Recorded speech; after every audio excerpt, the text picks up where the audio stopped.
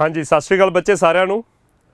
बच्चे success tree Punjab channel ते स्वागत है सारिਆਂ ਦਾ।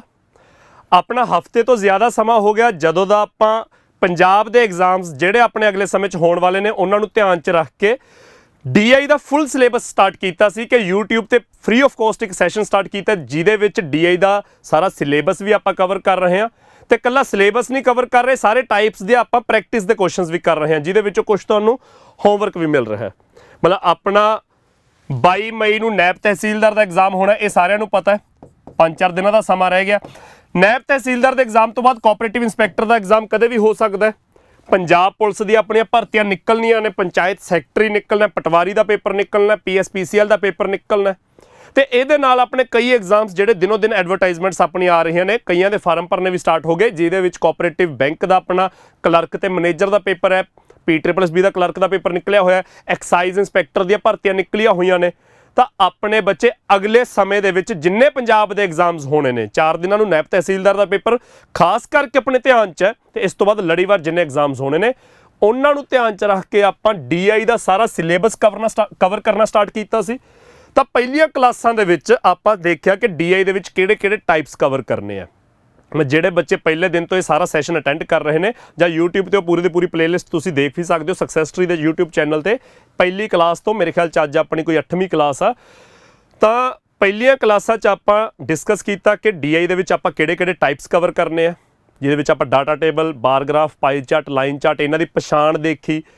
ਸਵਾਲ ਬਣਦਾ ਤਾਂ ਇਹਦੇ ਵਿੱਚ ਕਿਵੇਂ ਇਨਫੋਰਮੇਸ਼ਨ ਗਿਵਨ ਦਿੱਤੀ ਜਾਂਦੀ ਹੈ, ਉਹਦਾ ਐਨਾਲਿਸਿਸ ਕਿਵੇਂ ਕਰਨਾ ਹੈ, ਫਿਰ ਉਹਦੇ ਵਿੱਚ ਕਿਹੋ ਜਿਹੇ ਕੁਐਸਚਨ ਪੁੱਛੇ ਜਾਂਦੇ ਆ। ਉਹ ਸਾਰੇ ਕੁਐਸਚਨਸ ਦੇ ਵਿੱਚ ਚਾਹੇ ਐਗਜ਼ਾਮੀਨਰ ਸਾਡੇ ਤੋਂ ਐਵਰੇਜ ਕਢਵਾ ਰਿਹਾ ਹੈ, ਪਰਸੈਂਟੇਜ ਜਾਂ ਰੇਸ਼ੀਓ ਕੱਢਣ ਨੂੰ ਕਹਿ ਰਿਹਾ ਹੈ, ਤਾਂ ਐਗਜ਼ਾਮੀਨਰ ਕਿਵੇਂ ਕੁਐਸਚਨ ਬਿਲਡ ਕਰਦਾ ਹੈ, ਆਪਾਂ ਉਹਨੂੰ ਕਿਵੇਂ ਸੋਲਵ ਕਰਨਾ ਹੈ, ਕੈਲਕੂਲੇਸ਼ਨ ਕਿਵੇਂ ਜੇ ਕਰਨੀ ਹੈ, ਇਹ ਸਾਰਾ ਆਪਾਂ ਪਹਿਲੇ ਦਿਨਾਂ ਤੋਂ ਕਵਰ ਕਰਦੇ ਆ ਰਹੇ ਹਾਂ। ਫਿਰ ਇਹਦੇ ਵਿੱਚ ਆਪਾਂ ਕੇਸ ਸਟੱਡੀਜ਼ ਕਵਰ ਕੀਤਾ।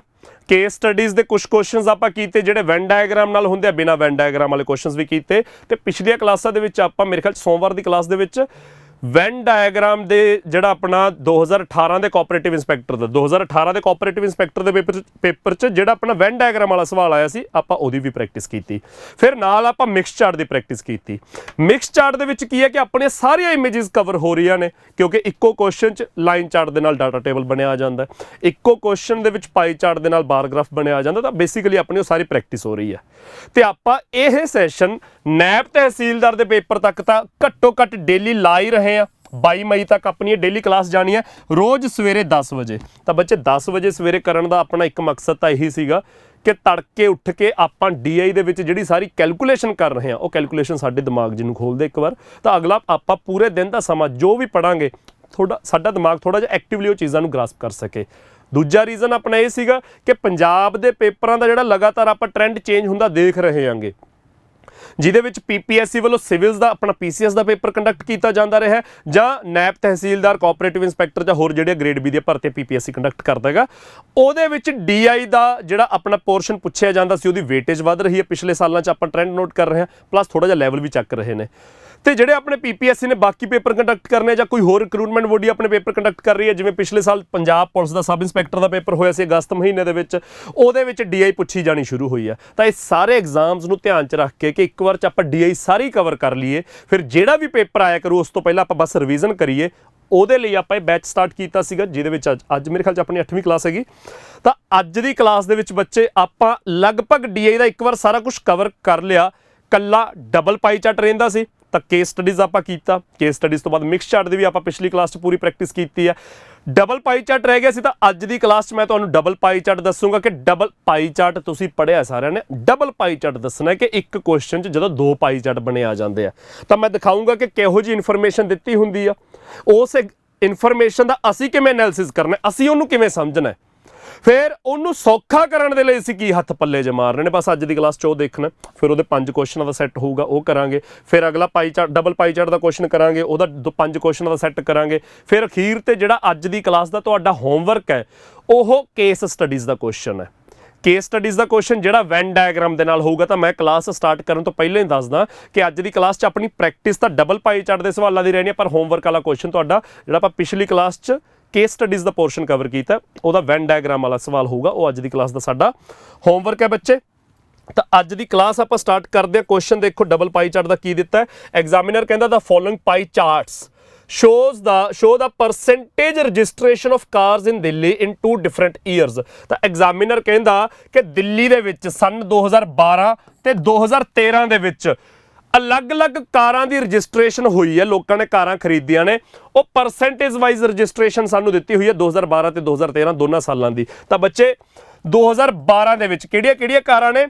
ਫੀਅਟ ਊਨੋ ਕਾਰ ਹੈ, ਸੈਂਟਰੋ, ਮੈਟਿਜ਼, ਜ਼ੈਨ ਤੇ ਸਫਾਰੀ ਕਾਰ ਹੈ। ਸਾਨੂੰ ਪਰਸੈਂਟੇਜ ਵਾਈਜ਼ ਡਿਸਟ੍ਰੀਬਿਊਸ਼ਨ ਦਿੱਤੀ ਹੋਈ ਹੈ ਕਿ ਭਾਈ 2012 ਦੇ ਵਿੱਚ ਜੇ ਕੁੱਲ 2000 ਕਾਰਾਂ ਦੀ ਰਜਿਸਟ੍ਰੇਸ਼ਨ ਹੋਈ ਹੈ ਤਾਂ 2000 ਦੇ ਵਿੱਚੋਂ ਪਰਸੈਂਟੇਜ ਵਾਈਜ਼ ਊਨੋ, ਸਫਾਰੀ, ਜ਼ੈਨ, ਮੈਟਿਜ਼ ਕਿੰਨੀਆਂ ਨੇ? ਸੈਂਟਰੋ ਦੀ ਵੈਲਿਊ ਨਹੀਂ ਦਿੱਤੀ ਹੋਈ।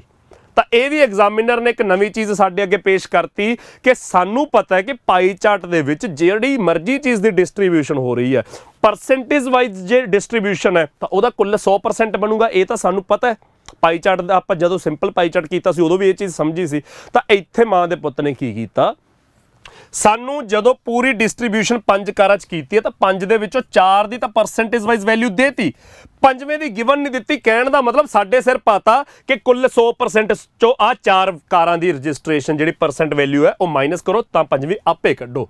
ਉਸੇ ਤਰ੍ਹਾਂ ਸਨ 2013 ਦੇ ਵਿੱਚ ਕਹਿੰਦਾ ਜੇ ਕੁੱਲ 2500 ਕਾਰਾਂ ਦੀ ਰਜਿਸਟ੍ਰੇਸ਼ਨ ਹੋਈ ਆ ਤਾਂ ਉਹ 2500 ਕਾਰਾਂ ਆਪਣੇ ਆਪ 'ਚ 100% ਨੇ, ਉਹਨਾਂ ਦੀ ਡਿਸਟ੍ਰੀਬਿਊਸ਼ਨ ਹੋਈ ਹੈ ਊਨੋ, ਸੈਂਟਰੋ, ਮੈਟਿਜ਼, ਜ਼ੈਨ ਤੇ ਸਫਾਰੀ, ਉਹੀ 5 ਕਾਰਾਂ ਦੇ ਵਿੱਚ। ਤਾਂ ਪਰਸੈਂਟੇਜ ਵਾਈਜ਼ 4 ਕਾਰਾਂ ਦਾ ਗਿਵਨ ਹੈ, ਸੈਂਟਰੋ ਦਾ ਉੱਥੇ ਵੀ ਲੁਕੋ ਲਿਆ, ਉੱਥੇ ਵੀ ਕਹਿੰਦਾ ਕੱਢੋ 100% ਦੇ ਵਿੱਚੋਂ ਆਹ 4 ਕਾਰਾਂ ਦੀ ਵੈਲਿਊ ਮਾਈਨਸ ਕਰਕੇ।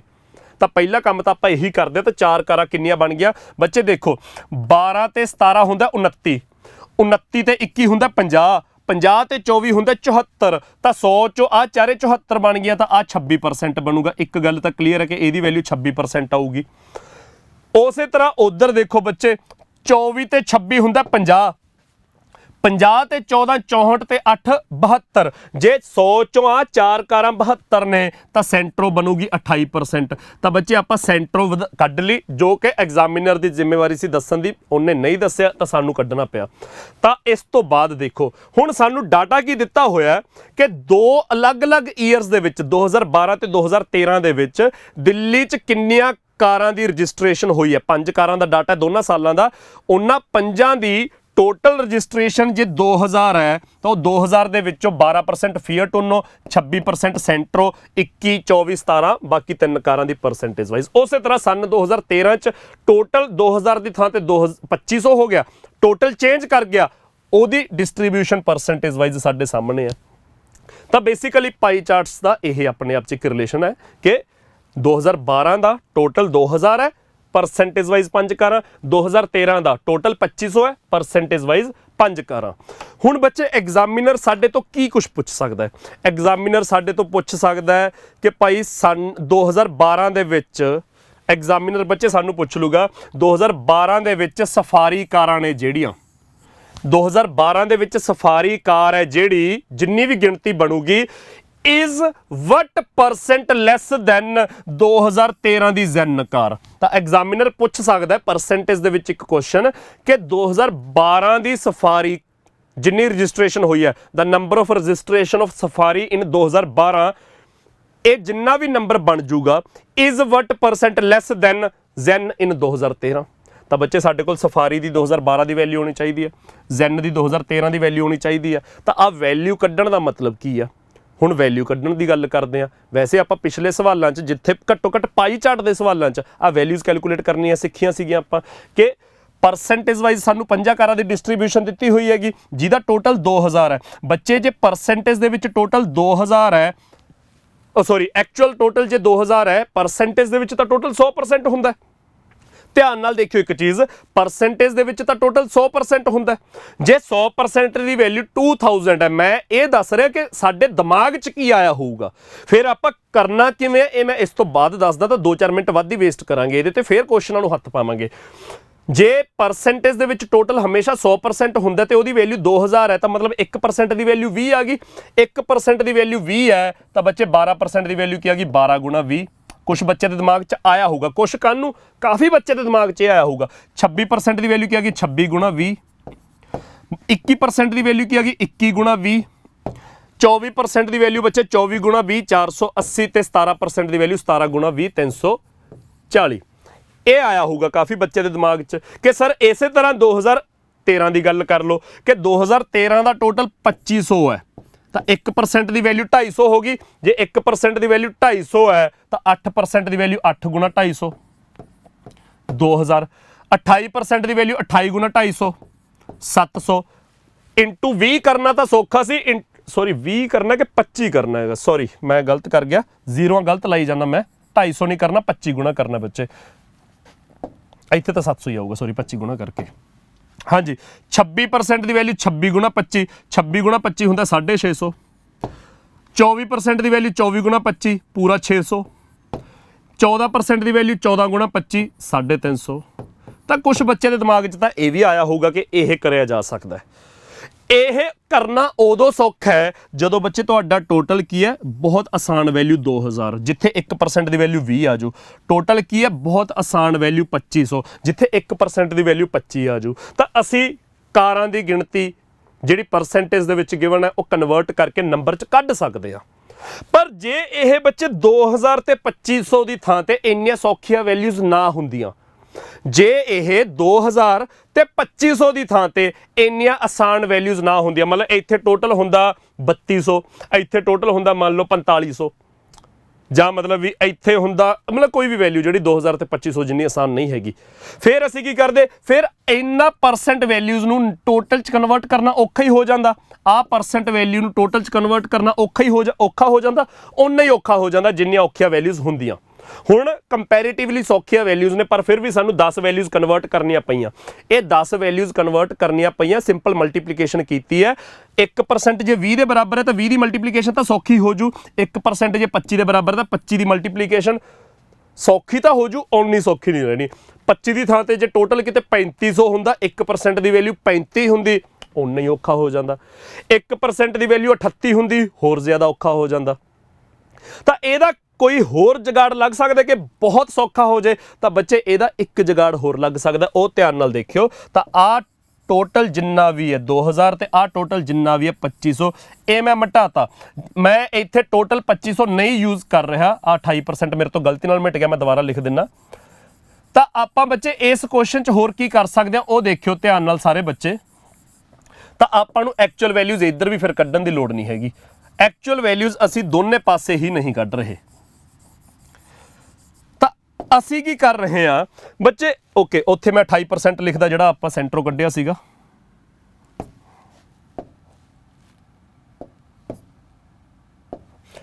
ਆਹ ਸੈਂਟਰੋਂ ਆਪਾਂ 28% ਕੱਢਿਆ ਸੀ। ਹਾਂਜੀ ਬੱਚੇ, ਕੀ ਕਿਸੇ ਬੱਚੇ ਨੂੰ ਇਹੋ ਜਿਹਾ ਭੁਲੇਖਾ ਤਾਂ ਨਹੀਂ ਹੈਗਾ ਕਿ ਸੈਂਟਰੋਂ ਕਿੰਨਾ ਹੈ 2012 ਚ, ਸੈਂਟਰੋਂ ਕਿੰਨਾ ਹੈ 26%, 2013 ਚ ਸੈਂਟਰੋਂ ਕਿੰਨਾ ਹੈ 28%। ਬੱਚੇ ਕਿਸੇ ਨੂੰ ਇਹ ਭੁਲੇਖਾ ਤਾਂ ਨਹੀਂ ਹੈਗਾ ਕਿ ਇੱਕ ਸਾਲ ਚ 2012 ਤੇ 13 ਇੱਕ ਸਾਲ ਚ ਸੈਂਟਰੋਂ ਦਾ 2% ਦਾ ਇਨਕਰੀਜ਼ ਹੈ। ਕਿਸੇ ਬੱਚੇ ਨੂੰ ਆਹ ਭੁਲੇਖਾ ਤਾਂ ਨਹੀਂ ਹੈਗਾ, ਜੇ ਕਿਸੇ ਬੱਚੇ ਨੂੰ ਆਹ ਭੁਲੇਖਾ ਤਾਂ ਬੱਚੇ ਇਹ ਗਲਤ ਹੈ। ਇਹ ਸੈਂਟਰੋਂ ਜਿਹੜਾ 26% ਤੋਂ 28% ਹੋ ਰਿਹਾ ਹੈ ਅਗਲੇ ਸਾਲ ਚ, ਇਹ 2% ਦਾ ਇਨਕਰੀਜ਼ ਨਹੀਂ ਹੈਗਾ। ਕਿਉਂ ਨਹੀਂ ਹੈਗਾ ਬੱਚੇ 2% ਦਾ ਇਨਕਰੀਜ਼? ਕਿਉਂਕਿ 26% ਦਾ ਬੇਸ ਅਲੱਗ ਵੈਲਿਊ ਹੈ, 28% ਦਾ ਬੇਸ ਅਲੱਗ ਵੈਲਿਊ ਹੈ। ਜਦੋਂ ਪਰਸੈਂਟ ਵੈਲਿਊਜ਼ ਦਾ ਬੇਸ ਅਲੱਗ-ਅਲੱਗ ਹੈ ਤਾਂ ਉਦੋਂ ਅਸੀਂ ਸਿੱਧਾ ਇਹ ਮਾਈਨਸ ਕਰਕੇ ਨਹੀਂ ਕਹਿ ਸਕਦੇ ਕਿ 2% ਦਾ ਫਰਕ ਹੈ, ਵੀ 2% ਇਨਕਰੀਜ਼ ਹੋਇਆ। ਫੀਅਟ ਉਨੋ 12% ਤੋਂ 8% ਰਹਿ ਗਿਆ ਤਾਂ ਇਹ 4% ਨਹੀਂ ਡਿਕਰੀਜ਼ ਹੋਇਆ। ਸਫਾਰੀ 17 ਤੋਂ 14 ਰਹਿ ਗਿਆ, ਇਹ 3% ਨਹੀਂ ਡਿਕਰੀਜ਼ ਹੋਇਆ। ਤਾਂ ਬੱਚੇ ਆਹ ਕੰਪੈਰੀਜ਼ਨ ਗਲਤ ਹੈ ਜਿਹੜਾ ਆਪਾਂ ਕਰ ਰਹੇ ਹਾਂਗੇ। ਕਿਉਂ ਗਲਤ ਹੈ? ਕਿਉਂਕਿ ਪਰਸੈਂਟ ਵੈਲਿਊਜ਼ ਦਾ ਬੇਸ ਅਲੱਗ-ਅਲੱਗ ਹੈ। ਯਾਰ ਕਿੰਨਾ ਸੌਖਾ ਹੁੰਦਾ, ਹੁਣ ਮੇਰੀ ਗੱਲ ਅਗਲੀਆਂ 2-3 ਗੱਲਾਂ ਬਹੁਤ ਧਿਆਨ ਨਾਲ ਸੁਣਿਓ ਬੱਚੇ, ਕਿੰਨਾ ਸੌਖਾ ਹੁੰਦਾ ਜੇ ਇਹਨਾਂ ਦਾ ਬੇਸ ਸੇਮ ਹੁੰਦਾ। ਇੱਥੇ ਵੀ ਜੇ ਟੋਟਲ 2000 ਬਣਦਾ ਕਿਤੇ ਇੱਥੇ ਵੀ ਟੋਟਲ 2000 ਹੀ ਬਣਦਾ ਹੁੰਦਾ, ਇੱਥੇ ਵੀ ਬੇਸ 2000 ਹੀ ਹੁੰਦਾ, ਕਿੰਨਾ ਸੌਖਾ ਹੁੰਦਾ। ਫੀਅਟ 12 ਤੋਂ 8 ਰਹਿ ਗਈ ਜੀ, 4% ਘਟ ਗਈ। ਸੈਂਟਰੋ 26 ਤੋਂ 28 ਹੋ ਗਈ ਜੀ, 2% ਦਾ ਇਨਕਰੀਜ਼ ਹੈ। ਮੈਟਿਸ 21 ਤੋਂ 26 ਹੋ ਗਈ ਜੀ, 5% ਦਾ ਇਨਕਰੀਜ਼ ਹੈ। ਕਿੰਨਾ ਸੌਖਾ ਹੋ ਜਾਂਦਾ ਕੰਪੈਰੀਜ਼ਨ ਕਰਨਾ। ਸਿੱਧਾ ਦੇਖਦੇ, ਪਰਸੈਂਟ ਵੈਲਿਊਜ਼ ਨਹੀਂ ਦੇਖਦੇ ਵੱਧ ਘੱਟ ਕਿੰਨੀ ਹੈ, ਕਿਹਦੀ ਬਰਾਬਰ ਹੈ, ਕਿਹਦੀ ਇਨਕਰੀਜ਼ ਹੋਈ, ਕਿਹਦੀ ਡਿਕਰੀਜ਼ ਹੋਈ, ਤੇ ਕਿੰਨਾ ਇਨਕਰੀਜ਼ ਕਿੰਨਾ ਡਿਕਰੀਜ਼ ਹੈ ਬਹੁਤ ਈਜ਼ੀਲੀ ਪਤਾ ਲੱਗ ਜਾਂਦਾ ਜੇ ਕਿਤੇ ਬੇਸ ਸੇਮ ਹੁੰਦਾ, ਕਿਉਂਕਿ ਤੁਸੀਂ ਪਰਸੈਂਟੇਜ 'ਚ ਪੜ੍ਹ ਚੁੱਕੇ ਹੋ ਨਾ ਕਿ ਜਦੋਂ 2% ਵੈਲਿਊਜ਼ ਦਾ ਬੇਸ ਸੇਮ ਹੁੰਦਾ ਉਦੋਂ ਅਸੀਂ ਉਹਨਾਂ ਦਾ ਮਾਈਨਸ ਪਲੱਸ ਕਰ ਸਕਦੇ ਹਾਂਗੇ। ਤਾਂ ਇੱਥੇ ਜਿਹੜਾ ਡਿਫਰੈਂਸ ਦੇਖਣਾ ਮਤਲਬ ਮਾਈਨਸ ਕਰਨਾ ਉਹ ਤਾਂ ਹੀ ਕਰ ਸਕਦੇ ਸੀ ਜੇ ਬੇਸ ਸੇਮ ਹੁੰਦਾ। ਤਾਂ ਬੱਚੇ ਡਬਲ ਪਾਈ ਚਾਰਟ ਦੇ ਕੁਐਸਚਨਸ ਨੂੰ ਆਸਾਨ ਕਰਨ ਦੇ ਲਈ ਅਸੀਂ ਹੋਰ ਕੁਝ ਨਹੀਂ ਕਰਨਾ, ਇਹਨਾਂ ਦਾ ਬੇਸ ਸੇਮ ਕਰਨਾ ਹੈ। ਤਾਂ ਬੇਸ ਕਿਵੇਂ ਸੇਮ ਕਰਨਾ ਹੈ? ਪਹਿਲੇ ਪਾਈ ਚਾਰਟ ਦਾ ਬੇਸ ਕੀ ਹੈ ਬੱਚੇ? 2000, ਟੋਟਲ 2000 ਹੈ ਨਾ, ਤਾਂ ਬੇਸ 2000 ਹੈ। ਦੂਜੇ ਪਾਈ ਚਾਰਟ ਦਾ ਬੇਸ ਕੀ ਹੈ? 2500। ਤਾਂ ਪਹਿਲੇ ਪਾਈ ਚਾਰਟ ਦਾ ਬੇਸ 2000 ਹੈ, ਦੂਜੇ ਦਾ ਬੇਸ 2500 ਹੈ। ਤਾਂ ਇਹਨਾਂ ਨੂੰ ਬਰਾਬਰ ਕਰਨਾ। ਬਰਾਬਰ ਕਿਵੇਂ ਕਰਨਾ ਹੈ? ਹੁਣ ਜਾਂ ਤਾਂ ਇਹ 2000 ਹੈ, ਇਹਨੂੰ ਵੀ 2000 ਬਣਾ ਦਿਓ, ਜਾਂ ਤਾਂ ਇਹ ਕਰਾਂਗੇ, ਜਾਂ ਫਿਰ ਉਹ ਭਾਈ ਸਾਹਿਬ 2500 ਨੇ, ਇਹਨਾਂ ਨੂੰ ਵੀ 2500 ਕਰ ਦਿਓ। ਇਹੀ ਕਰਾਂਗੇ। ਹੁਣ ਦੇਖੋ 2000 ਨੂੰ ਜੇ ਅਸੀਂ 2500 ਕਰਨਾ ਹੈ, 2000 ਤੋਂ 2500 ਕਿਵੇਂ ਹੋਊਗਾ? 2000 ਦੇ ਉੱਤੇ ਕਾਟਾ ਮਾਰ ਦਿਓ, 2500 ਬਣਾ ਦਿਓ, ਯਾਨੀ ਕਿ 5/4 ਕਰ ਦਿਓ। 2000 ਦਾ 2500 ਬੱਚੇ ਕਿਵੇਂ ਹੋਊਗਾ? 5/4 ਕਰਕੇ ਹੋਊਗਾ। ਤੇ ਜੇ ਅਸੀਂ ਉਧਰ ਚੇਂਜ ਲੈ ਕੇ ਆਉਣਾ, 2500 ਨੂੰ 2000 ਬਣਾਉਣਾ, ਤਾਂ 2500 ਤੋਂ 2000 ਕਿਵੇਂ ਬਣੂਗਾ? 4/5 ਬਣੂਗਾ, 4/5 ਕਰਕੇ ਬਣੂਗਾ। ਅਸੀਂ ਜੋ ਵੀ ਕਰਨਾ ਹੈ, ਜੇ ਅਸੀਂ ਬੇਸ ਦੋਨਾਂ ਦਾ 2000 ਬਣਾਉਣਾ ਹੈ ਤਾਂ ਇਹ ਤਾਂ 2000 ਹੈਗਾ, ਇਹਨੂੰ ਤਾਂ ਚੇਂਜ ਨਹੀਂ ਕਰਾਂਗੇ, ਉਹਨੂੰ 2000 ਬਣਾਵਾਂਗੇ 4/5 ਕਰਕੇ। ਤੇ ਜੇ ਅਸੀਂ ਦੋਨਾਂ ਦਾ ਬੇਸ 2500 ਬਣਾਉਣਾ ਫਿਰ ਉਹਨੂੰ ਨਹੀਂ ਚੇਂਜ ਕਰਾਂਗੇ, ਫਿਰ ਇਹਨੂੰ 2500 ਬਣਾਵਾਂਗੇ 5/4 ਕਰਕੇ। ਤਾਂ ਮੈਂ ਇਹ ਵੀ ਦੱਸੂ ਕਿ ਕਿਹਨੂੰ ਚੇਂਜ ਕਰਨਾ ਹੈ, ਫਿਰ ਕਿਵੇਂ ਚੇਂਜ ਕਰਨਾ ਮੈਂ ਇਹ ਵੀ ਦੱਸੂਗਾ। ਤਾਂ ਬੱਚੇ ਕੋਸ਼ਿਸ਼ ਕਰਨੀ ਹੈ, ਕਿਉਂਕਿ 2000 ਤੇ 2500 ਤਾਂ ਦੋਨੇ ਹੀ ਸੌਖੀਆਂ ਵੈਲਿਊਜ਼ ਨੇ, ਦੋਨਾਂ 'ਚ ਕੁਝ ਵੀ ਕਰ ਸਕਦੇ ਆਂਗੇ। 5/4 ਤੇ 4/5 ਕਰਨਾ ਕੋਈ ਔਖਾ ਕੰਮ ਤਾਂ ਹੈ ਨਹੀਂਗਾ, ਦੋਨੇ ਹੀ ਕਰ ਸਕਦੇ ਆ। ਪਰ ਫਿਰ ਵੀ ਕਿਹੜਾ ਕਰਨਾ ਹੈ? ਦੇਖੋ ਜੇ ਟੋਟਲ ਹੈ ਜਿਹੜਾ ਟੋਟਲ ਜੇ 5/4 ਹੋ ਰਿਹਾ ਹੈ ਤਾਂ ਬੱਚੇ ਜਿਹੜਿਆ ਉੱਪਰ ਪਰਸੈਂਟ ਵੈਲਿਊਜ਼ ਨੇ ਉਹ ਸਾਰੀਆਂ 4/5 ਹੋਣਗੀਆਂ, ਉਹ ਸਾਰੀਆਂ ਹੀ 4/5 ਹੋਣਗੀਆਂ। ਜੇ ਅਸੀਂ ਇੱਧਰ ਬੇਸ ਚੇਂਜ ਕਰਨਾ ਹੈ ਤਾਂ ਬੇਸ ਚੇਂਜ ਕਰਨ ਲਈ ਤਾਂ 5/4 ਕਰ ਰਹੇ ਹਾਂ ਬੇਸ ਨੂੰ, ਤਾਂ ਸਾਰੀਆਂ ਪਰਸੈਂਟ ਵੈਲਿਊਜ਼ 4/5 ਹੋਣਗੀਆਂ। ਤੇ ਜੇ ਬੱਚੇ ਅਸੀਂ ਇੱਧਰ ਕੋਈ ਚੇਂਜ ਨਹੀਂ ਕਰਨਾ ਤਾਂ ਇੱਧਰ ਕਿਸੇ ਨੂੰ ਨਹੀਂ ਛੇੜਾਂਗੇ, ਇੱਧਰ ਟੋਟਲ ਵੀ ਨਹੀਂ ਛੇੜਾਂਗੇ, ਪਰਸੈਂਟ ਵੈਲਿਊਜ਼ ਵੀ ਨਹੀਂ ਛੇੜਾਂਗੇ। ਫਿਰ ਅਸੀਂ ਇੱਧਰ ਬੇਸ 2000 ਬਣਾਵਾਂਗੇ, 2000 ਬਣਾਉਣ ਦਾ ਮਤਲਬ 4/5। ਜੇ ਟੋਟਲ 4/5 ਹੋ ਰਿਹਾ ਹੈ, ਜੇ ਟੋਟਲ 4/5 ਹੋ ਰਿਹਾ ਤਾਂ ਸਾਰੀਆਂ ਪਰਸੈਂਟ ਵੈਲਿਊਜ਼, ਜੇ ਟੋਟਲ 4/5 ਹੋ ਰਿਹਾ ਤਾਂ ਸਾਰੀਆਂ ਪਰਸੈਂਟ ਵੈਲਿਊਜ਼ 5/4 ਹੋਣਗੀਆਂ। ਤਾਂ ਆ ਸਾਰੀਆਂ ਹੀ 5/4 ਕਰ ਦਾਂਗੇ ਜੀ। ਤਾਂ 5/4 ਕਰਕੇ ਕੈਲਕੂਲੇਸ਼ਨ ਸੌਖੀ ਰਹਿੰਦੀ ਹੈ। ਤਾਂ ਦੇਖੋ ਕੀ ਬਣ ਜਾਂਦਾ ਆਪਣਾ। ਹਾਂਜੀ, ਤਾਂ ਬੱਚੇ ਓਬਵੀਅਸਲੀ 5/4 ਕਰਨ ਦਾ ਮਤਲਬ 5 ਨਾਲ ਤਾਂ ਮਲਟੀਪਲਾਈ ਕਰਨਾ, 4 ਨਾਲ ਡਿਵਾਈਡ ਕਰਨਾ। 4/5 ਜਦੋਂ ਕਰਨਾ ਸੀ ਉਦੋਂ 4 ਨਾਲ ਮਲਟੀਪਲਾਈ ਕਰਕੇ 5 ਨਾਲ ਡਿਵਾਈਡ ਕਰਨਾ ਸੀ। 4/5 ਦੀ ਥਾਂ ਤੇ ਅਸੀਂ 8/10 ਵੀ ਲਿਖ ਸਕਦੇ ਹਾਂਗੇ। ਤਾਂ ਜਿਹਦੇ ਨਾਲ ਕੈਲਕੂਲੇਸ਼ਨ ਤੁਹਾਡੀ ਸੌਖੀ ਰਹਿੰਦੀ ਹੈ ਤੁਸੀਂ ਉਹ ਬੇਸ ਬਣਾਓਗੇ। ਤਾਂ ਅਸੀਂ ਜੇ 5/4 ਕਰੀਏ ਤਾਂ 4 ਨਾਲ ਡਿਵਾਈਡ ਕਰਨਾ, ਆ ਡਿਵਾਈਡ ਹੋ ਗਿਆ, 2 ਆ ਗਿਆ, 10% ਬਣ ਗਿਆ। ਤਾਂ ਬੱਚੇ ਜਿਹੜੀ ਵੈਲਿਊ ਤੁਹਾਡੀ 8% ਸੀ, 8% ਦਾ ਬੇਸ 2500 ਸੀ, ਤਾਂ ਜੇ ਬੇਸ ਨੂੰ ਤੁਸੀਂ 2000 ਬਣਾ ਲਿਆ ਤਾਂ ਉਹ 10% ਬਣ ਜੂ। 8% ਜਿਹੜਾ 2500 ਦਾ ਹੈ ਉਹ 10% 2000 ਦਾ, ਇੱਕੋ ਗੱਲ ਹੈ। ਸੋ ਬੱਚੇ ਜਦੋਂ ਅਸੀਂ ਬੇਸ ਚੇਂਜ ਕੀਤਾ, 2500 ਨੂੰ 2000 ਬਣਾਇਆ, ਤਾਂ ਉਹ 4/5 ਕਰਕੇ ਬਣਾ ਰਹੇ ਆ। ਜੇ ਟੋਟਲ ਨੂੰ ਤੁਸੀਂ 4/5 ਕੀਤਾ ਤਾਂ ਬੱਚੇ ਸਾਰੀਆਂ ਪਰਸੈਂਟ ਵੈਲਿਊਜ਼ ਤੁਸੀਂ 5/4 ਕਰੋਗੇ, ਬਸ ਹੋਰ ਕੁਝ ਨਹੀਂ ਕਰਨਾ। ਸਾਰਿਆਂ ਨੂੰ 5/4 ਕਰਕੇ ਦੇਖੋ ਕੀ ਬਣਦਾ। ਇਹ ਬਣ ਜੂਗਾ 35%। 4 ਤੇ 28 ਕੱਟਿਆ 7 ਆ ਗਿਆ, ਇੰਟੂ 5 ਕਰਕੇ 35। 26 ਦਾ 5/4 ਕਰਕੇ ਆ ਜੂਗਾ 32.5%। 26 ਦਾ 5/4, 26 ਤੇ 4 13/2 ਆ ਗਿਆ, 13 ਇੰਟੂ 5 65/2, 32.5। ਆ ਗਿਆ 30%, ਆ ਗਿਆ 2 ਤੇ 14 ਕੱਟੇਗਾ 7, 35/2, 17.5%। ਤਾਂ ਬੱਚੇ ਸਾਰੀਆਂ ਪਰਸੈਂਟ ਵੈਲਿਊਜ਼ ਦਾ ਤੁਸੀਂ 5/4 ਕਰਕੇ ਦੇਖ ਲਓਗੇ ਕਿੰਨਾ ਬਣੂਗਾ। 5/4 ਕਿਉਂ ਕੀਤਾ? ਕਿਉਂਕਿ ਟੋਟਲ ਨੂੰ 4/5 ਕਰਕੇ ਬੇਸ ਬਰਾਬਰ ਕੀਤਾ। ਤੇ ਜੇ ਆਪਾਂ ਬੇਸ ਉਧਰ ਚੇਂਜ ਕੀਤਾ ਤਾਂ ਉਹਦੀਆਂ ਪਰਸੈਂਟ ਵੈਲਿਊਜ਼ ਚੇਂਜ ਹੋਣਗੀਆਂ। ਫਿਰ ਇੱਧਰ ਆ ਪੰਗਾ ਅਸੀਂ ਬਿਲਕੁਲ ਵੀ ਨਹੀਂ ਲੈਣਾ ਹੈਗਾ। ਮੈਂ ਕਿਹਾ ਸੀਗਾ ਚੇਂਜ ਤਾਂ ਦੋਨੇ ਪਾਸੇ ਕਰ ਸਕਦੇ ਆ, ਪਰ ਕਿੱਧਰ ਕਰਨਾ ਉਹ ਧਿਆਨ ਨਾਲ ਦੇਖਣਾ। ਮੈਂ ਗਲਤੀ ਨਾਲ 26 ਮਿਟਾ ਗਿਆ, ਮੈਂ 26 ਦੁਬਾਰਾ ਲਿਖ ਦਿੰਦਾ। ਇਹ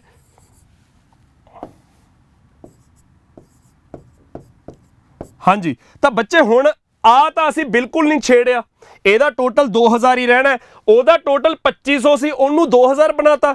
मतलब 4/5 करके तो बस टोटल ते तो तुसी काटा मार देना ते 2000 लिख देना। ਇਹਦੀਆਂ परसेंट वैल्यूज सारिया 5/4 हो जाएंगे। 5/4 किमें जे टोटल 4/5 हो रहा है तो वैल्यूज ਨੂੰ बराबर रखने ਦੇ ਲਈ 5/4 करना पऊगा। बस ये ध्यान च रखना है। तो बच्चे जो 5/4 करता तो आ वैल्यूज बन गई। हुण इस तो बाद एग्जामिनर जे सानू पूछे कि भाई सेंट्रो का कितना इनक्रीज है तो बच्चे सेंट्रो कितनी सी 26%, हुण कितनी होगी 35%। हुण आपां 28% नहीं लवांगे, 35% क्यों ले रहे हैं क्योंकि 26% का बेस भी 2000 है, उधर 35% का बेस भी 2000 है। तो असीं कह सकते हैं कि सेंट्रो दे विच 9% का इनक्रीज है ਤੇ 9% ਵੀ ਕਾਹਦਾ 2000 ਦਾ 180 ਦਾ ਇਨਕਰੀਜ਼ ਹੈ। ਜੇ ਅਸੀਂ ਇਹਨਾਂ ਦੀਆਂ ਵੈਲਿਊਜ਼ ਕੱਢਣ ਲੱਗ ਜਾਂਦੇ, ਧਿਆਨ ਨਾਲ ਦੇਖਿਓ 26% ਕੱਢਦੇ 2000 ਦਾ ਕਿੰਨਾ ਬਣ ਜਾਂਦਾ ਇਹ 520, 28% ਕੱਢਦੇ 2500 ਦਾ ਇਹ ਕਿੰਨਾ ਬਣ ਜਾਂਦਾ 700 ਬਣ ਗਿਆ ਸੀਗਾ। ਤਾਂ ਬੱਚੇ ਕਿੰਨਾ ਇਨਕਰੀਜ਼ ਹੈ 520 ਤੋਂ 700 180 ਦਾ ਇਨਕਰੀਜ਼ ਹੈ। ਉਹ 180 ਇਨਕਰੀਜ਼ ਕੱਢਣ ਲਈ ਸਾਨੂੰ ਇਹਨਾਂ ਦੀਆਂ ਵੈਲਿਊਜ਼ ਕੱਢਣ ਦੀ ਜਮਾ ਲੋੜ ਨਹੀਂ ਪੈਣੀ ਜੇ ਅਸੀਂ ਬੇਸ ਸੇਮ ਕਰ ਲਾਂਗੇ। ਬੇਸ ਸੇਮ ਕਰਕੇ ਸੈਂਟਰੋ 26% ਤੋਂ 35% ਹੋ ਗਈ, 9% ਦਾ ਇਨਕਰੀਜ਼ ਹੈ, ਬੇਸ 2000 ਤਾਂ 9% ਆਫ 2000 180 ਬਣ ਗਿਆ। ਨੰਬਰ ਕੱਢਣ ਦੀ ਲੋੜ ਨਹੀਂ ਪੈਣੀ। ਜੇ ਐਗਜ਼ਾਮੀਨਰ ਪੁੱਛੇ ਕਿ ਕਿਹੜੀ ਕਾਰ ਹੈ ਜਿਹਦੇ ਵਿੱਚ ਡਿਕਰੀਜ਼ ਹੋ ਰਹੀ ਹੈ ਵੈਲਿਊ ਤਾਂ ਸਫਾਰੀ 17 ਤੋਂ 17.5 14 ਦੇਖ ਕੇ ਲੱਗਦਾ ਸੀਗਾ ਡਿਕਰੀਜ਼ ਹੋ ਰਹੀ ਹੈ। ਸਫਾਰੀ ਇੱਥੇ 17% ਹੈ, ਇੱਥੇ 14% ਸੀ ਤਾਂ 17 ਤੋਂ 14 ਦੇਖ ਕੇ ਲੱਗਦਾ ਸੀ ਕਿ ਸਫਾਰੀ ਦੀ ਵੈਲਿਊ ਘਟੀ ਹੈ, ਪਰ ਸਫਾਰੀ ਦੀ ਅਸਲ 'ਚ ਵੈਲਿਊ ਵਧੀ ਹੈ ਕਿਉਂਕਿ 17% ਦਾ ਬੇਸ 2000 ਹੈ। ਜਦੋਂ ਇੱਥੇ ਬੇਸ 2000 ਬਣਾਇਆ ਤਾਂ ਉਹ 17.5% ਆ ਗਿਆ ਤਾਂ ਸਫਾਰੀ ਦਾ ਇਨਕਰੀਜ਼ ਹੈ। ਜ਼ੈਨ 24 ਤੋਂ 30 ਇਨਕਰੀਜ਼ ਹੈ, ਮੈਟਿਜ਼ 21 ਤੋਂ 32.5 ਬਹੁਤ ਜ਼ਿਆਦਾ ਇਨਕਰੀਜ਼ ਹੈ, ਸੈਂਟਰੋ 26 ਤੋਂ 35 ਇਨਕਰੀਜ਼ ਹੈ, ਫੀਅਟ 12 ਤੋਂ 10 ਇਹਦਾ ਡਿਕਰੀਜ਼ ਹੈ। ਕਿੰਨਾ 2% ਦਾ, ਜੇ ਕਿਤੇ ਕੱਢਣਾ ਵੀ ਪੈ ਜੇ 2% ਦਾ ਡਿਕਰੀਜ਼ ਹੈ। ਤਾਂ ਹੁਣ ਜਦੋਂ ਅਸੀਂ ਬੱਚੇ ਬੇਸ ਸੇਮ ਕਰ ਲਿਆ, ਬੇਸ ਸੇਮ ਕਰਨ ਤੋਂ ਬਾਅਦ ਇਹ ਸਾਰੀ ਦੀ ਸਾਰੀ ਕੈਲਕੂਲੇਸ਼ਨ ਬਹੁਤ ਸੌਖੀ, ਜੇ ਇਹੋ ਜਿਹੇ ਮਰਜ਼ੀ 5 ਕੁਐਸਚਨ ਪੁੱਛੇ ਜਾਣ ਬਹੁਤ ਸੌਖੇ ਹੋ ਜਾਣਗੇ। ਕੁਐਸਚਨਾਂ ਦੇ ਵਿੱਚ ਐਗਜ਼ਾਮੀਨਰ ਸਾਨੂੰ ਰੇਸ਼ੀਓ ਕੱਢਣ ਨੂੰ ਕਹਿ ਸਕਦਾ।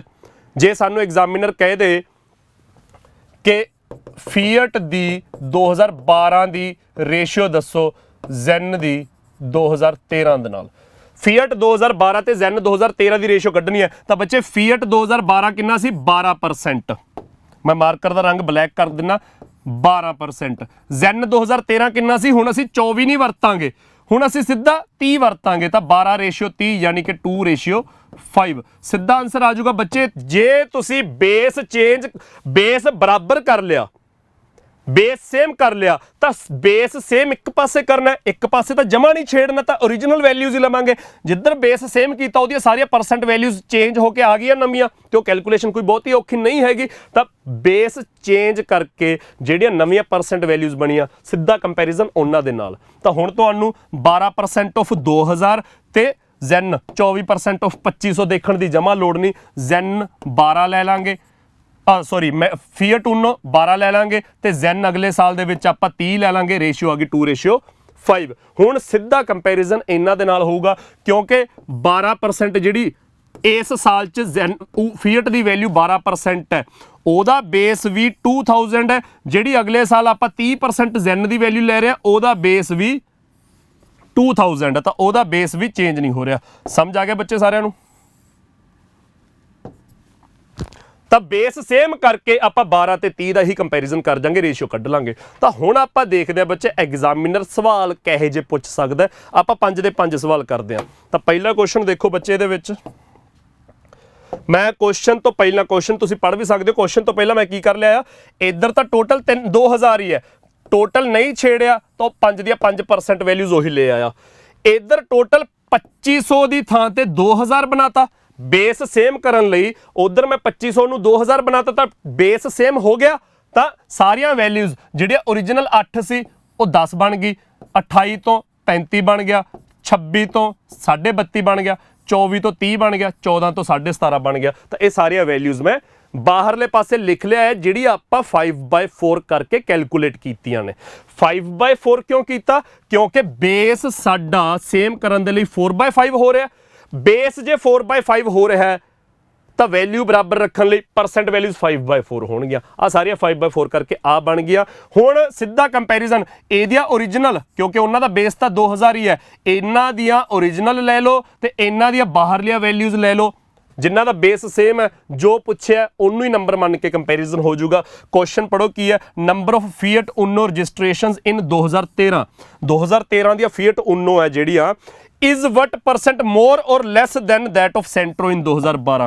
ਐਗਜ਼ਾਮੀਨਰ ਕਹਿੰਦਾ 2013 ਦੀ ਫੀਟ ਊਨੋ, 2013 ਦੀ ਫੀਟ ਊਨੋ ਕਿੰਨੀ ਹੈ 10, is what percent more or less than Centro in 2012। Centro in 2012 ਕੀ ਹੈ 26, ਤਾਂ ਐਗਜ਼ਾਮੀਨਰ ਪੁੱਛ ਰਿਹਾ 10 is what percent more or less than 26, ਤਾਂ 10 26 ਤੋਂ ਲੈਸ ਹੈ ਕਿੰਨਾ 16। ਪਰਸੈਂਟੇਜ ਕੱਢਣੀ ਹੈ ਤਾਂ ਕੰਪੈਰੀਜ਼ਨ ਕਿਹਦੇ ਨਾਲ, ਸੈਂਟਰੋ ਇਨ 2012 26 ਦੇ ਨਾਲ, ਤੇ ਪਰਸੈਂਟੇਜ ਕੱਢਣ ਲਈ ਮਲਟੀਪਲਾਈ 100। ਹੁਣ ਬੱਚੇ ਆਪਾਂ ਨੂੰ ਇਹਨਾਂ ਕਾਰਾਂ ਦੀ ਅਸਲ ਗਿਣਤੀ ਕੱਢਣ ਦੀ ਲੋੜ ਹੀ ਨਹੀਂ ਹੈਗੀ। ਜਿਹੜਾ ਆਪਾਂ ਨੂੰ ਸ਼ੁਰੂ 'ਚ ਦੇਖ ਕੇ ਲੱਗਦਾ ਸੀ ਵੀ ਕੱਢ ਲਾਂਗੇ ਵੈਲਿਊਜ਼, ਪਰ 10 ਵੈਲਿਊਜ਼ ਕੱਢਣੀਆਂ ਪੈਂਦੀਆਂ, 5 ਇੱਧਰ 5 ਇੱਧਰ, ਉਹ ਕੱਢਣ ਦੀ ਲੋੜ ਹੀ ਨਹੀਂ।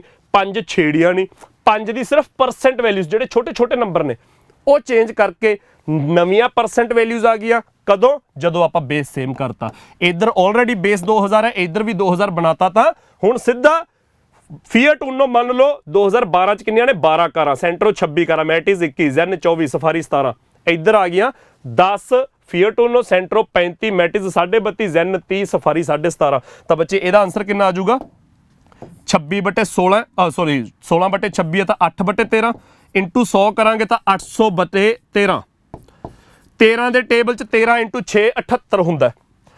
80 ਚੋਂ 78 ਨਿਕਲ ਗਿਆ, 2 ਰਹਿ ਗਿਆ, 2 ਦੇ ਨਾਲ 0 ਲੱਗ ਗਿਆ 20, 13 ਇੰਟੂ 1 13, ਤਾਂ 61 ਵਾਲਾ ਸਿਰਫ ਇੱਕੋ ਹੀ ਆਪਸ਼ਨ ਹੈ ਬੱਚੇ, ਸੈਕਿੰਡ ਆਪਸ਼ਨ ਤੁਹਾਡਾ ਆਨਸਰ ਆ ਜਾਊਗਾ ਸਿੱਧਾ। ਫੀਟ ਊਨੋ ਇਨ 2013 ਉਹ ਲੈ ਲੀਆਂ 10, ਸੈਂਟਰੋ ਇਨ 2012 ਉਹ ਲੈ ਲੀਆਂ ਸਿੱਧੀਆਂ 26, ਕਿਉਂਕਿ ਇੱਧਰ ਤਾਂ ਕੋਈ ਚੇਂਜ ਨਹੀਂ ਕੀਤਾ, ਇੱਧਰ ਹੋਇਆ ਜਿਹੜਾ ਚੇਂਜ ਹੋਇਆ, ਤੇ ਉਹ ਚੇਂਜ ਕਿਵੇਂ ਹੋਇਆ ਉਹੀ ਐਕਸਪਲੇਨ ਕੀਤਾ। ਬਸ ਉਹ ਸਾਡੀ ਡਬਲ ਪਾਈ ਚਾਰਟ ਦੀ ਪਛਾਣ ਹੈ ਕਿ ਉਹਨੂੰ ਸੌਖਾ ਕਿਵੇਂ ਕਰਨਾ ਹੈ। ਅਗਲਾ ਕੁਐਸਚਨ ਦੇਖੋ ਬੱਚੇ, ਉਹ ਕਹਿੰਦੇ which of the following cars registration in 2013, ਉਹ ਕਹਿੰਦੇ ਕਿਹੜੀ ਕਾਰ ਦੀ 2013 ਦੀ ਰਜਿਸਟ੍ਰੇਸ਼ਨ ਹੈ ਜਿਹੜੀ ਇਜ਼ ਲੈਸ ਦੈਨ ਦੈਟ ਇਨ 2012।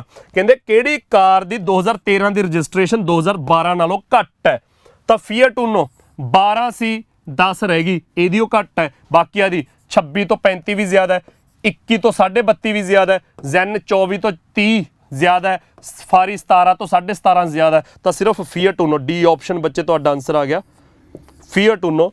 ਤਾਂ ਹੁਣ ਬੱਚੇ ਸਾਨੂੰ ਆ ਵੈਲਿਊਜ਼ ਕੱਢਣ ਦੀ ਲੋੜ ਨਹੀਂ ਹੈਗੀ ਕਿ 2012 ਚ ਫੀਟ ਊਨੋ ਕਿੰਨੀ ਆ, 2013 ਚ ਸੈਂਟਰੋ ਕਿੰਨੀ ਆ, ਮੈਟਿਜ਼ ਕਿੰਨੀ ਆ, ਜਾਂ ਹੋਰ ਜ਼ੈਨ ਜ਼ੁਨ ਕਿੰਨੀ ਆ, ਬਿਲਕੁਲ ਕੱਢਣ ਦੀ ਲੋੜ ਨਹੀਂ ਹੈਗੀ।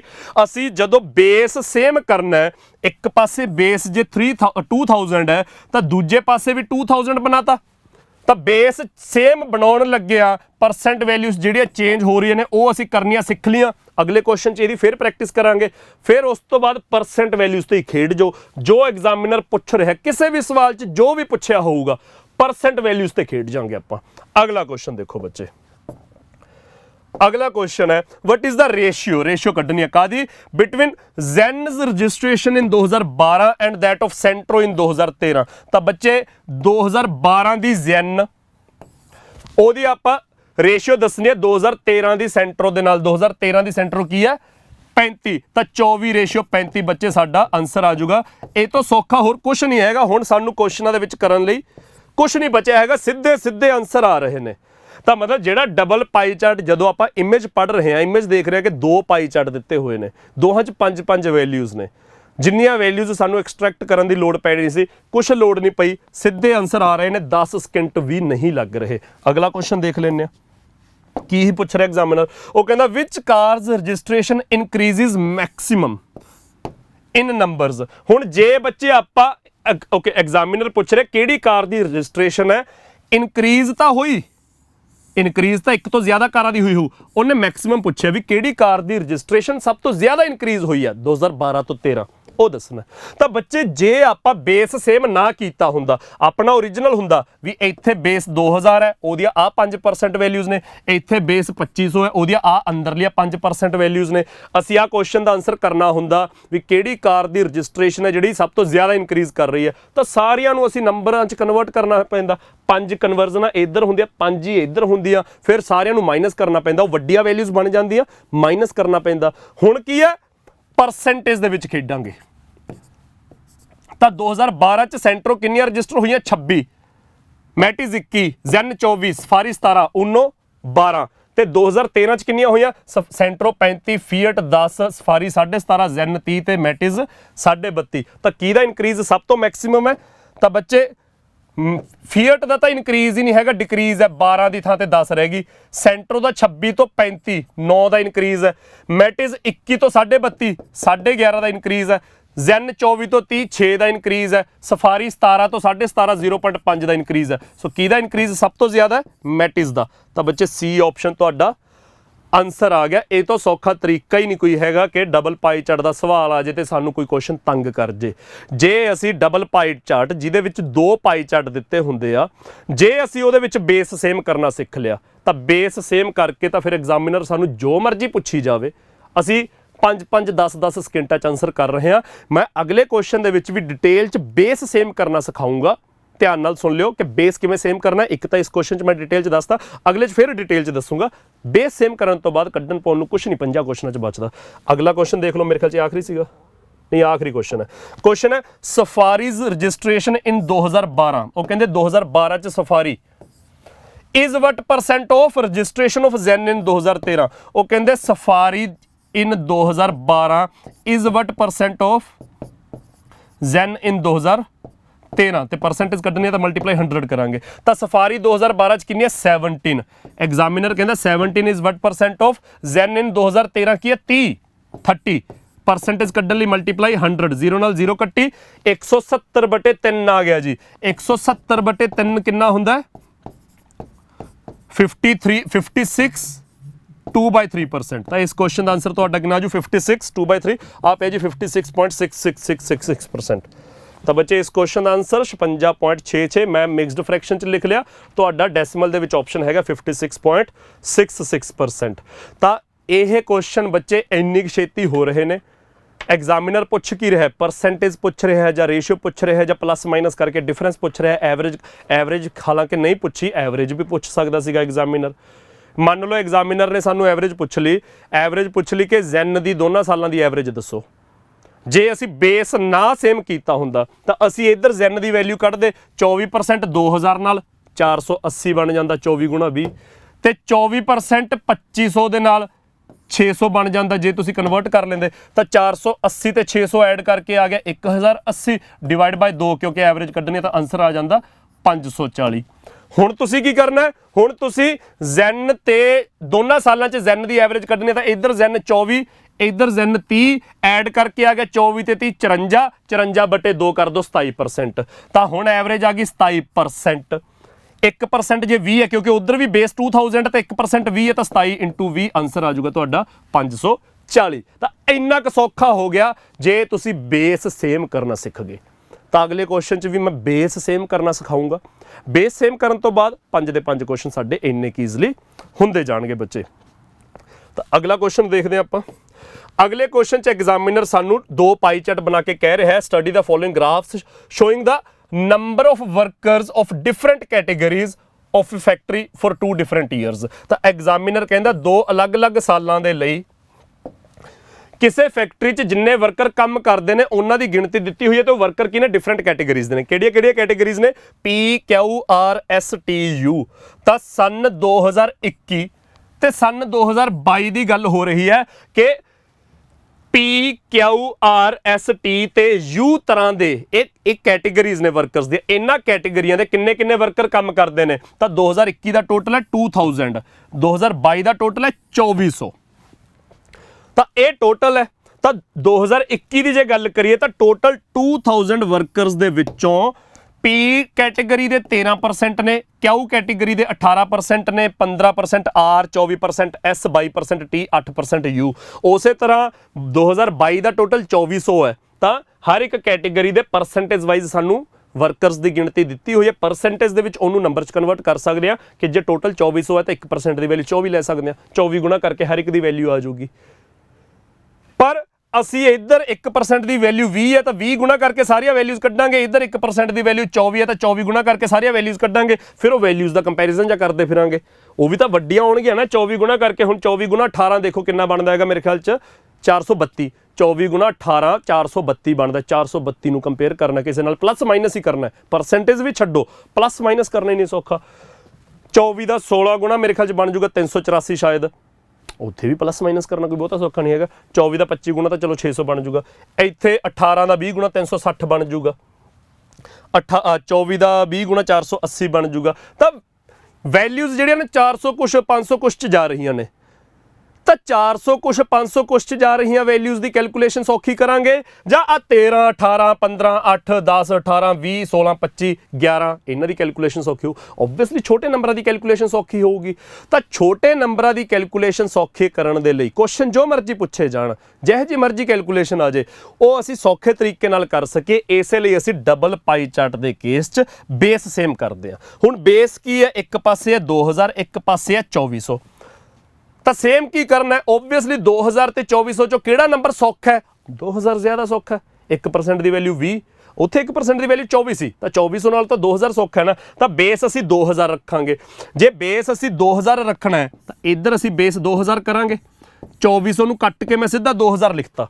ਤਾਂ 2400 ਤੋਂ 2000 ਕੀ ਹੋਊਗਾ, 5/6। 2400 ਤੋਂ 2000 ਕੀ ਹੋ ਰਿਹਾ ਬੱਚੇ, 5/6 ਹੋ ਰਿਹਾ ਨਾ, 5/6 ਹੋ ਰਿਹਾ ਹੈ। ਹੁਣ ਦੇਖੋ ਕਿਸੇ ਦੀ ਵੀ ਵੈਲਿਊ ਲੈ ਲਓ, ਟੀ ਦੀ ਵੈਲਿਊ ਲੈ ਲਓ, ਟੀ ਦਾ ਟੋਟਲ ਕੀ ਬਣਿਆ 18%, ਪਰਸੈਂਟ ਹੀ ਲਿਖੋ ਨਾਲ, ਟੀ ਦਾ ਟੋਟਲ ਹੈ 18%। 18% ਕਾਹਦਾ, 2400 ਦਾ। ਤਾਂ ਬੱਚੇ ਟੀ ਦੀ ਪਰਸੈਂਟੇਜ ਵੈਲਿਊ 18% ਹੈ, ਜਿਹਦਾ ਬੇਸ 2400 ਹੈ, ਤਾਂ 18% ਆਫ 2400। ਹੁਣ ਜੇ ਮੈਂ ਇਹਨਾਂ ਦਾ ਟੋਟਲ 2400 ਦੀ ਥਾਂ ਤੇ 2000 ਬਣਾਤਾ, ਉਹ 5/6 ਕਰਕੇ ਬਣ ਰਿਹਾ ਹੈ। ਜੇ ਇੱਧਰ ਬੱਚੇ 5/6 ਹੋ ਰਿਹਾ ਹੈ ਤਾਂ ਵੈਲਿਊ ਸੇਮ ਰੱਖਣ ਲਈ ਇੱਧਰ 6/5 ਹੋਣਾ ਚਾਹੀਦਾ, ਇੱਧਰ 6/5 ਹੋਣਾ ਚਾਹੀਦਾ, ਤਾਂ ਹੀ 5/6 ਕੱਟੇ ਜਾਣਗੇ ਤੇ ਉਹ 18% ਆਫ 2400 ਦੀ ਵੈਲਿਊ ਸੇਮ ਰਹਿ ਜੂਗੀ। ਤਾਂ ਵੈਲਿਊ ਸੇਮ ਰੱਖਣ ਲਈ ਜੇ ਅਸੀਂ ਟੋਟਲ ਨੂੰ 5/6 ਕਰ ਰਹੇ ਹਾਂ ਤਾਂ ਪਰਸੈਂਟ ਵੈਲਿਊਜ਼ 6/5 ਹੋਣਗੀਆਂ। ਤਾਂ 6/5 ਦੀ ਥਾਂ ਤੇ 12/10 ਕਰ ਦੋ, ਹੋਰ ਸੌਖਾ ਹੋ ਜਾਊਗਾ। 6/5 ਦੀ ਥਾਂ ਤੇ 12/10 ਕਰ ਦੋ, ਤਾਂ 12/10 ਕਰਾਂਗੇ। ਥੱਲੇ 10 ਦਾ ਮਤਲਬ ਤਾਂ ਡੈਸੀਮਲ ਹੈ, ਜਾਂ 0 ਕੱਟੀ ਜਾਊ ਜਾਂ ਡੈਸੀਮਲ ਆ ਜਾਊ। 12 × 11 132 ਹੁੰਦਾ, ਤਾਂ 13.2% ਪਰਸੈਂਟੇਜ ਦੇ ਵਿੱਚ ਇਹ 12। ਇਹਦਾ 12/10 ਕਰਾਂਗੇ, ਇਹਦਾ ਤਾਂ 6/5 ਵੀ ਕਰ ਸਕਦੇ ਹਾਂ, 25 ਦਾ ਤਾਂ 6/5 ਵੀ ਕਰ ਸਕਦੇ ਹਾਂ, 30%। 16 ਦਾ 12/10 ਕਰਾਂਗੇ 19.2। 20 ਦਾ ਤਾਂ 6/5 ਵੀ ਕਰ ਦੋ 24। 18 ਦਾ 6/5 ਕਰ ਦੋ, 12/10 ਕਰ ਦੋ 21.6। 10 ਦਾ 12/10 ਕਰ ਦੋ 12। ਤਾਂ ਸਾਰਿਆਂ ਦੀ ਵੈਲਿਊਜ਼ ਨਿਕਲੇ ਆ, ਸਾਰਿਆਂ ਦੀਆਂ ਜਿਹੜੀਆਂ ਵੈਲਿਊਜ਼ ਨਿਕਲੇ ਆ ਉਹ ਕਿਵੇਂ ਨਿਕਲੀਆਂ, ਜਦੋਂ ਬੱਚੇ ਅਸੀਂ ਟੋਟਲ ਦੇਖਿਆ ਦੋਨਾਂ ਪਾਈ ਚਾਰਟਸ ਦਾ, ਇੱਕ ਪਾਸੇ ਅਸੀਂ ਟੋਟਲ 2000, ਇੱਕ ਪਾਸੇ ਸੀ 2400। ਤਾਂ ਅਸੀਂ ਬੇਸ ਸੇਮ ਕਰਨ ਦੀ ਕੋਸ਼ਿਸ਼ ਕੀਤੀ। ਬੇਸ ਸੇਮ ਕਰਨ ਲਈ ਅਸੀਂ ਦੇਖਿਆ ਕਿ 2000 ਤੇ 2400 ਚੋਂ ਆਸਾਨ ਵੈਲਿਊ 2000 ਹੈ, ਤਾਂ ਦੋਨੇ ਪਾਸੇ 2000 ਬਣਾਓ। ਇੱਧਰ ਆਲਰੇਡੀ 2000 ਹੈ ਤਾਂ ਇੱਧਰ ਅਸੀਂ ਕਿਸੇ ਵੈਲਿਊ ਨੂੰ ਨਹੀਂ ਛੇੜਨਾ।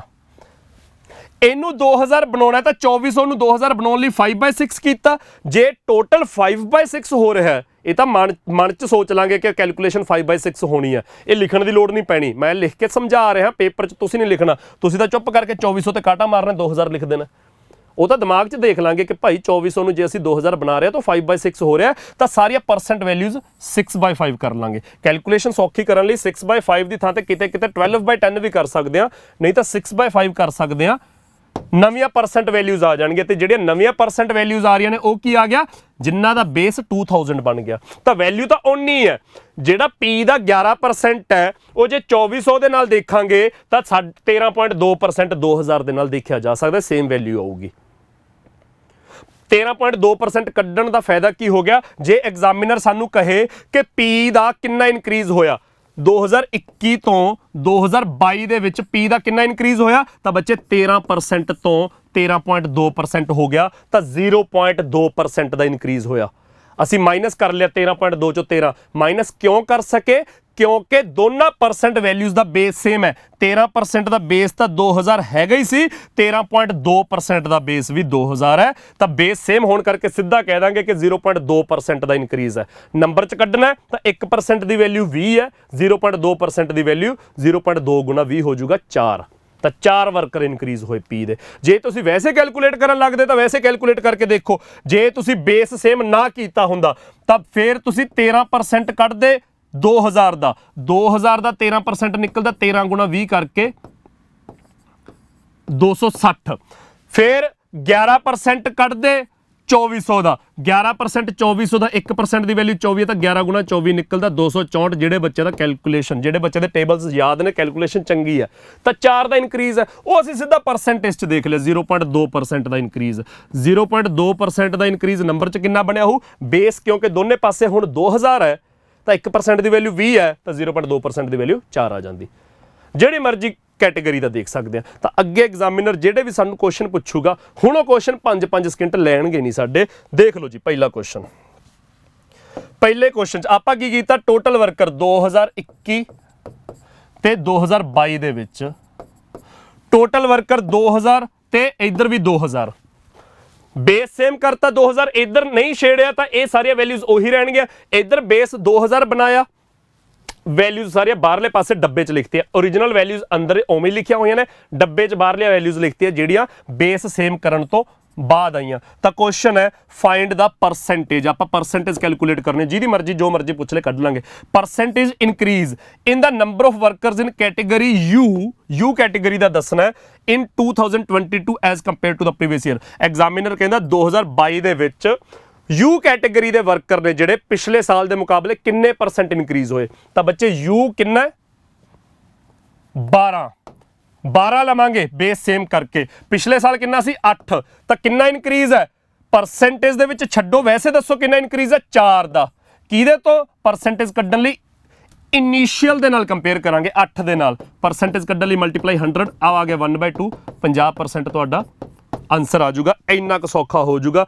ਹੁਣ ਤੁਹਾਨੂੰ ਜੇ ਤੁਸੀਂ ਬੱਚੇ ਬੇਸ ਸੇਮ ਨਹੀਂ ਕੀਤਾ ਹੋਊਗਾ ਫਿਰ ਕੈਲਕੂਲੇਟ ਕਰਕੇ ਵੈਲਿਊਜ਼ ਕੱਢਦੇ 8% 2000 ਦਾ ਇਹ ਬਣ ਜਾਂਦਾ 8 ਗੁਣਾ 20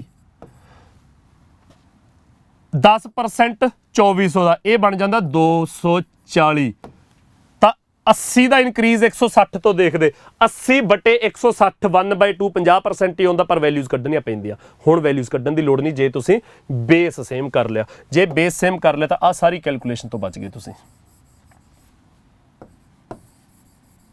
ਸਮਝ ਆ ਗਿਆ ਬੱਚੇ। ਅਗਲਾ ਕੁਐਸਚਨ ਦੇਖੋ ਜੀ। ਅਗਲਾ ਕੁਐਸਚਨ ਕੀ ਹੈ in which of the categories ਕਿਹੜੀ ਕੈਟੇਗਰੀ ਦੇ ਵਿੱਚ the number of workers are same in both the years.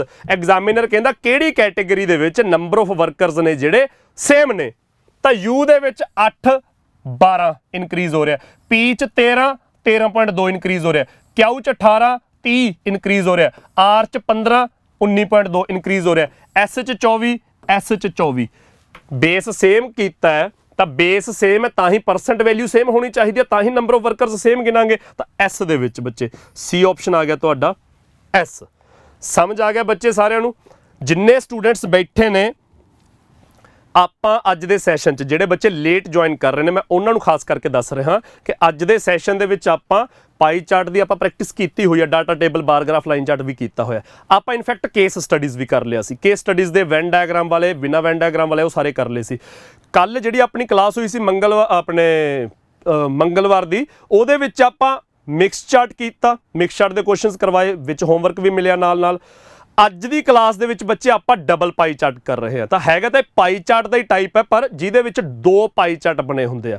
ਇੱਕ ਪਾਈ ਚਾਰਟ ਕਿਸੇ ਸਾਲ ਦਾ ਇੱਕ ਪਾਈ ਚਾਰਟ ਅਗਲੇ ਸਾਲ ਦਾ ਜਾਂ ਮਤਲਬ ਕਿਸੇ ਹੋਰ ਸਾਲ ਦਾ ਤਾਂ ਦੋਨਾਂ ਸਾਲਾਂ ਦੇ ਜਿਹੜੇ ਪਾਈ ਚਾਰਟ 2 ਬਣਾਏ ਹੋਏ ਨੇ ਦੋਨਾਂ ਦਾ ਟੋਟਲ ਅਲੱਗ-ਅਲੱਗ ਹੁੰਦਾ ਮਤਲਬ ਦੋਨਾਂ ਪਾਈ ਚਾਰਟਸ ਦੇ ਵਿੱਚ ਜਿਹੜੀਆਂ ਪਰਸੈਂਟ ਵੈਲਿਊਜ਼ ਦਿੱਤੀਆਂ ਹੁੰਦੀਆਂ ਨੇ ਇਹਨਾਂ ਪਰਸੈਂਟ ਵੈਲਿਊਜ਼ ਦਾ ਬੇਸ ਕੁਝ ਹੋਰ ਹੈ ਇਹਨਾਂ ਪਰਸੈਂਟ ਵੈਲਿਊਜ਼ ਦਾ ਬੇਸ ਕੁਝ ਹੋਰ ਸੀਗਾ। ਜੇ ਆਪਾਂ ਬਿਨਾਂ ਹੋਰ ਕੁਝ ਕੀਤਿਆਂ ਕੁਐਸਚਨਸ ਨੂੰ ਸੋਲਵ ਕਰਦੇ ਤਾਂ ਸਾਰੀਆਂ ਵੈਲਿਊਜ਼ ਕੱਢਣੀਆਂ ਪੈਂਦੀਆਂ। ਆਪਾਂ ਕੀ ਕੀਤਾ ਅੱਜ ਦੀ ਕਲਾਸ 'ਚ ਮੁੱਖ ਰੂਪ 'ਚ ਡਬਲ ਪਾਈ ਚਾਰਟ 'ਚ ਕਿਹੜੀ ਚੀਜ਼ ਕਰ ਰਹੇ ਆ, ਆਪਾਂ ਬੇਸ ਸੇਮ ਕਰਕੇ ਕੈਲਕੂਲੇਸ਼ਨ ਆਸਾਨ ਬਣਾਈ। ਤਾਂ ਇਧਰ ਬੇਸ 2000 ਸੀ ਤਾਂ ਇਹ ਵੀ 2400 ਦੀ ਥਾਂ ਤੇ 2000 ਬਣਾਤਾ। ਤਾਂ ਬੇਸ ਸੇਮ ਕੀਤਾ ਜਦੋਂ ਤੱਕ ਹੋਰ ਕੀ ਕਰਨਾ ਹੈ, ਬੇਸ ਤਾਂ ਤੁਸੀਂ ਬਸ ਪੁਰਾਣੇ ਤੇ ਕਾਟਾ ਮਾਰ ਕੇ ਨਵਾਂ ਲਿਖ ਦਿਓ, ਫਿਰ ਪਰਸੈਂਟ ਵੈਲਿਊਜ਼ ਚੇਂਜ ਹੋਣਗੀਆਂ। ਜਿਹੜੀ 11 ਸੀ ਉਹ 13.2 ਬਣ ਗਈ, 25 ਵਾਲੀ 30 ਬਣ ਗਈ, 16 ਵਾਲੀ 19.2 ਬਣ ਗਈ, 20 ਵਾਲੀ 24 ਬਣ ਗਈ। ਤੇ ਕਿਵੇਂ ਬਣੀਆਂ ਇਹ ਬੇਸਿਕਲੀ ਮੈਂ ਅੱਜ ਦੀ ਕਲਾਸ 'ਚ ਸਿਖਾਇਆ। ਤੇ ਜਦੋਂ ਤੁਸੀਂ ਬੇਸ ਸੇਮ ਕਰਕੇ ਨਵੀਆਂ ਪਰਸੈਂਟ ਵੈਲਿਊਜ਼ ਕੱਢ ਲੀਆਂ, ਫਿਰ ਐਗਜ਼ਾਮੀਨਰ ਨੇ ਜੋ ਪੁੱਛਿਆ 5 ਕੁਐਸਚਨਾਂ ਦਾ ਸੈੱਟ ਕਰ ਲਿਆ, 5 ਕੁਐਸਚਨਾਂ ਦਾ ਸੈੱਟ ਕਰ ਰਹੇ ਆ, 5 ਸਕਿੰਟ 7-8 ਸਕਿੰਟ ਲੱਗ ਰਹੇ ਨੇ, ਇਹ ਤੋਂ ਵੱਧ ਸਮਾਂ ਕਿਸੇ ਕੁਐਸਚਨ ਤੇ ਨਹੀਂ ਲੱਗ ਰਿਹਾ। ਉਹ ਕਹਿੰਦਾ ਕਿਹੜੀ ਕੈਟੇਗਰੀ 'ਚ ਨੰਬਰ ਆਫ ਵਰਕਰਸ ਸੇਮ ਨੇ ਦੋਨਾਂ ਸਾਲਾਂ 'ਚ, ਤਾਂ ਪਰਸੈਂਟ ਵੈਲਿਊਜ਼ ਦਾ ਕੰਪੈਰੀਜ਼ਨ ਕਰ ਲਓ। ਜੇ ਤੁਸੀਂ ਬੇਸ ਸੇਮ ਨਾ ਕੀਤਾ ਹੁੰਦਾ, 6 ਵੈਲਿਊਜ਼ ਇੱਧਰ ਕੈਲਕੂਲੇਟ ਕਰਦੇ, 6 ਵੈਲਿਊਜ਼ ਪੁਰਾਣੇ ਬੇਸ ਦੇ ਨਾਲ ਇੱਧਰ ਕੈਲਕੂਲੇਟ ਕਰਦੇ, ਫਿਰ ਦੇਖਦੇ ਕਿੱਧਰ ਸੇਮ ਹੈ ਜੀ, ਫਿਰ ਉਹ ਪੰਗਾ ਲੈਣਾ ਪੈਂਦਾ। ਤਾਂ ਹੁਣ ਲੋੜ ਹੀ ਨਹੀਂ ਹੈਗੀ। ਅਗਲਾ ਕੁਐਸਚਨ ਦੇਖੋ ਜੀ। ਅਗਲਾ ਕੁਐਸਚਨ ਹੈ what is the total number of increased workers for the categories in which the number of workers has been increased। examiner ਕਹਿੰਦਾ ਕੀ ਫਾਈਂਡ ਕਰਨਾ, total number of increased workers, ਜਿੰਨੇ ਇਨਕਰੀਜ਼ ਹੋਏ ਵਰਕਰ। ਕਿਹੜੀ ਕਿਹੜੀ ਕੈਟੇਗਰੀ ਦੇ ਇਨਕਰੀਜ਼ਡ workers find ਕਰਨੇ ਆ, ਹਰ ਉਹ ਕੈਟੇਗਰੀ ਦੇ ਜਿਹਦੇ ਵਿੱਚੋਂ ਇਨਕਰੀਜ਼ ਕਰ ਰਹੇ ਨੇ। ਤਾਂ ਬੱਚੇ ਆਪਾਂ ਪਹਿਲਾਂ ਇਹ ਚੈੱਕ ਕਰਾਂਗੇ ਕਿ ਕਿਹੜੀ ਕਿਹੜੀ ਕੈਟੇਗਰੀ ਚੋਂ ਇਨਕਰੀਜ਼ ਕਰ ਰਹੇ ਨੇ, ਤਾਂ ਉਹਨਾਂ ਸਾਰੀਆਂ ਦੇ ਦੇਖੋ ਕਿੰਨੇ ਇਨਕਰੀਜ਼ ਹੋਏ, ਉਹ ਆਪਾਂ ਫਾਈਂਡ ਕਰਨਾ ਹੈ। ਅੰਗਰੇਜ਼ੀ 'ਚ ਸਵਾਲ ਹੈ what is the total number of increased workers, ਕਿੰਨਾ ਦੇ ਲਈ, for the categories in which the number of workers has actually been increased, ਜਿਨ੍ਹਾਂ ਚੋਂ ਅਸਲ 'ਚ ਇਨਕਰੀਜ਼ ਹੋਏ ਨੇ। ਤਾਂ ਉਹ ਸਾਰਿਆਂ ਦੇ ਜੋੜ ਕੇ ਦੱਸੋ ਕਿੰਨਾ ਇਨਕਰੀਜ਼ ਆ ਓਵਰਆਲ। ਤਾਂ ਬੱਚੇ P ਦੇ 13 ਤੋਂ 13.2 0.2 ਦਾ ਇਨਕਰੀਜ਼ ਹੈ, ਇਹ ਗਿਣਾਂਗੇ। Q ਦੇ 18 ਤੋਂ 30 12 ਦਾ ਇਨਕਰੀਜ਼ ਹੈ, ਗਿਣਾਂਗੇ। R ਦੇ 15 ਤੋਂ 19.2 4.2 ਦਾ ਇਨਕਰੀਜ਼ ਹੈ, ਗਿਣਾਂਗੇ। S ਦੇ 24 ਤੋਂ 24 ਸੇਮ ਹੈ, ਨਹੀਂ ਗਿਣਾਂਗੇ। T ਦੇ 22 ਤੋਂ 1.6 ਡਿਕਰੀਜ਼ ਕਰ ਗਏ, T ਦੇ ਵੀ ਨਹੀਂ ਗਿਣਾਂਗੇ। U ਦੇ 8 ਤੋਂ 12 4 ਦਾ ਇਹਦਾ ਇਨਕਰੀਜ਼ ਹੈ। ਤਾਂ ਬੱਚੇ ਓਵਰਆਲ ਕਿੰਨਾ ਇਨਕਰੀਜ਼ ਹੈ, 12 ਤੇ 4 16 ਤੇ 4 20 0.2 ਦੋ ਵਾਰੀ ਹੈ 20.4%। ਇਹ ਆ ਗਿਆ 20.4% ਦਾ ਇਨਕਰੀਜ਼। 1% ਦੀ ਵੈਲਿਊ ਜੇ 20 ਹੈ, ਕਿਉਂਕਿ ਬੇਸ 2000 ਹੈ ਤਾਂ 1% ਦੀ ਵੈਲਿਊ 20 ਹੈ, ਤਾਂ 20.4% ਦੀ ਵੈਲਿਊ ਕੀ ਹੋ ਜੂ, 20.4 ਗੁਣਾ 20, ਆਨਸਰ ਆ ਗਿਆ 408 ਇਨਕਰੀਜ਼ ਹੈ। ਤਾਂ ਇਹ ਤੋਂ ਸੌਖਾ ਤਰੀਕਾ ਨਹੀਂ ਕੋਈ ਹੈਗਾ। ਹੁਣ ਤੁਸੀਂ ਸਾਰਿਆਂ ਦੀਆਂ ਵੈਲਿਊਜ਼ ਕੈਲਕੂਲੇਟ ਕਰਕੇ ਫਿਰ ਇਨਕਰੀਜ਼ ਵਾਲਿਆਂ ਨੂੰ ਦੇਖਦੇ ਕਿੰਨਾ ਇਨਕਰੀਜ਼ ਹੈ। ਹੁਣ ਤਾਂ ਤੁਸੀਂ ਆ ਛੋਟੀਆਂ ਵੈਲਿਊਜ਼ ਐਡ ਕੀਤੀਆਂ ਨੇ, 15 ਤੋਂ 19.2 ਕਿੰਨਾ ਸੌਖਾ ਦੇਖ ਲਿਆ ਕਿ 4.2 ਦਾ ਇਨਕਰੀਜ਼ ਹੈ। ਜੇ ਤੁਸੀਂ ਵੈਲਿਊਜ਼ ਕੈਲਕੂਲੇਟ ਕਰਦੇ, ਉਹ ਕੈਲਕੂਲੇਟ ਕਰਨਾ ਪੈਂਦਾ।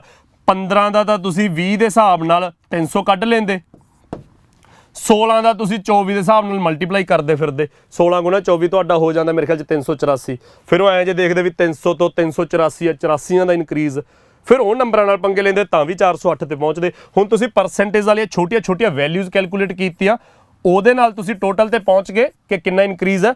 ਓਨਾ ਹੀ ਆਸਾਨ ਹੋ ਗਿਆ ਕੁਐਸਚਨ। ਬਸ ਆਹ ਮਿਕਸ ਚਾਰਟ ਆਪਣਾ ਡਬਲ ਪਾਈ ਚਾਰਟ ਦੇ ਵਿੱਚ ਕਰਨਾ ਸਿੱਖਣਾ ਸੀ ਆਪਾਂ।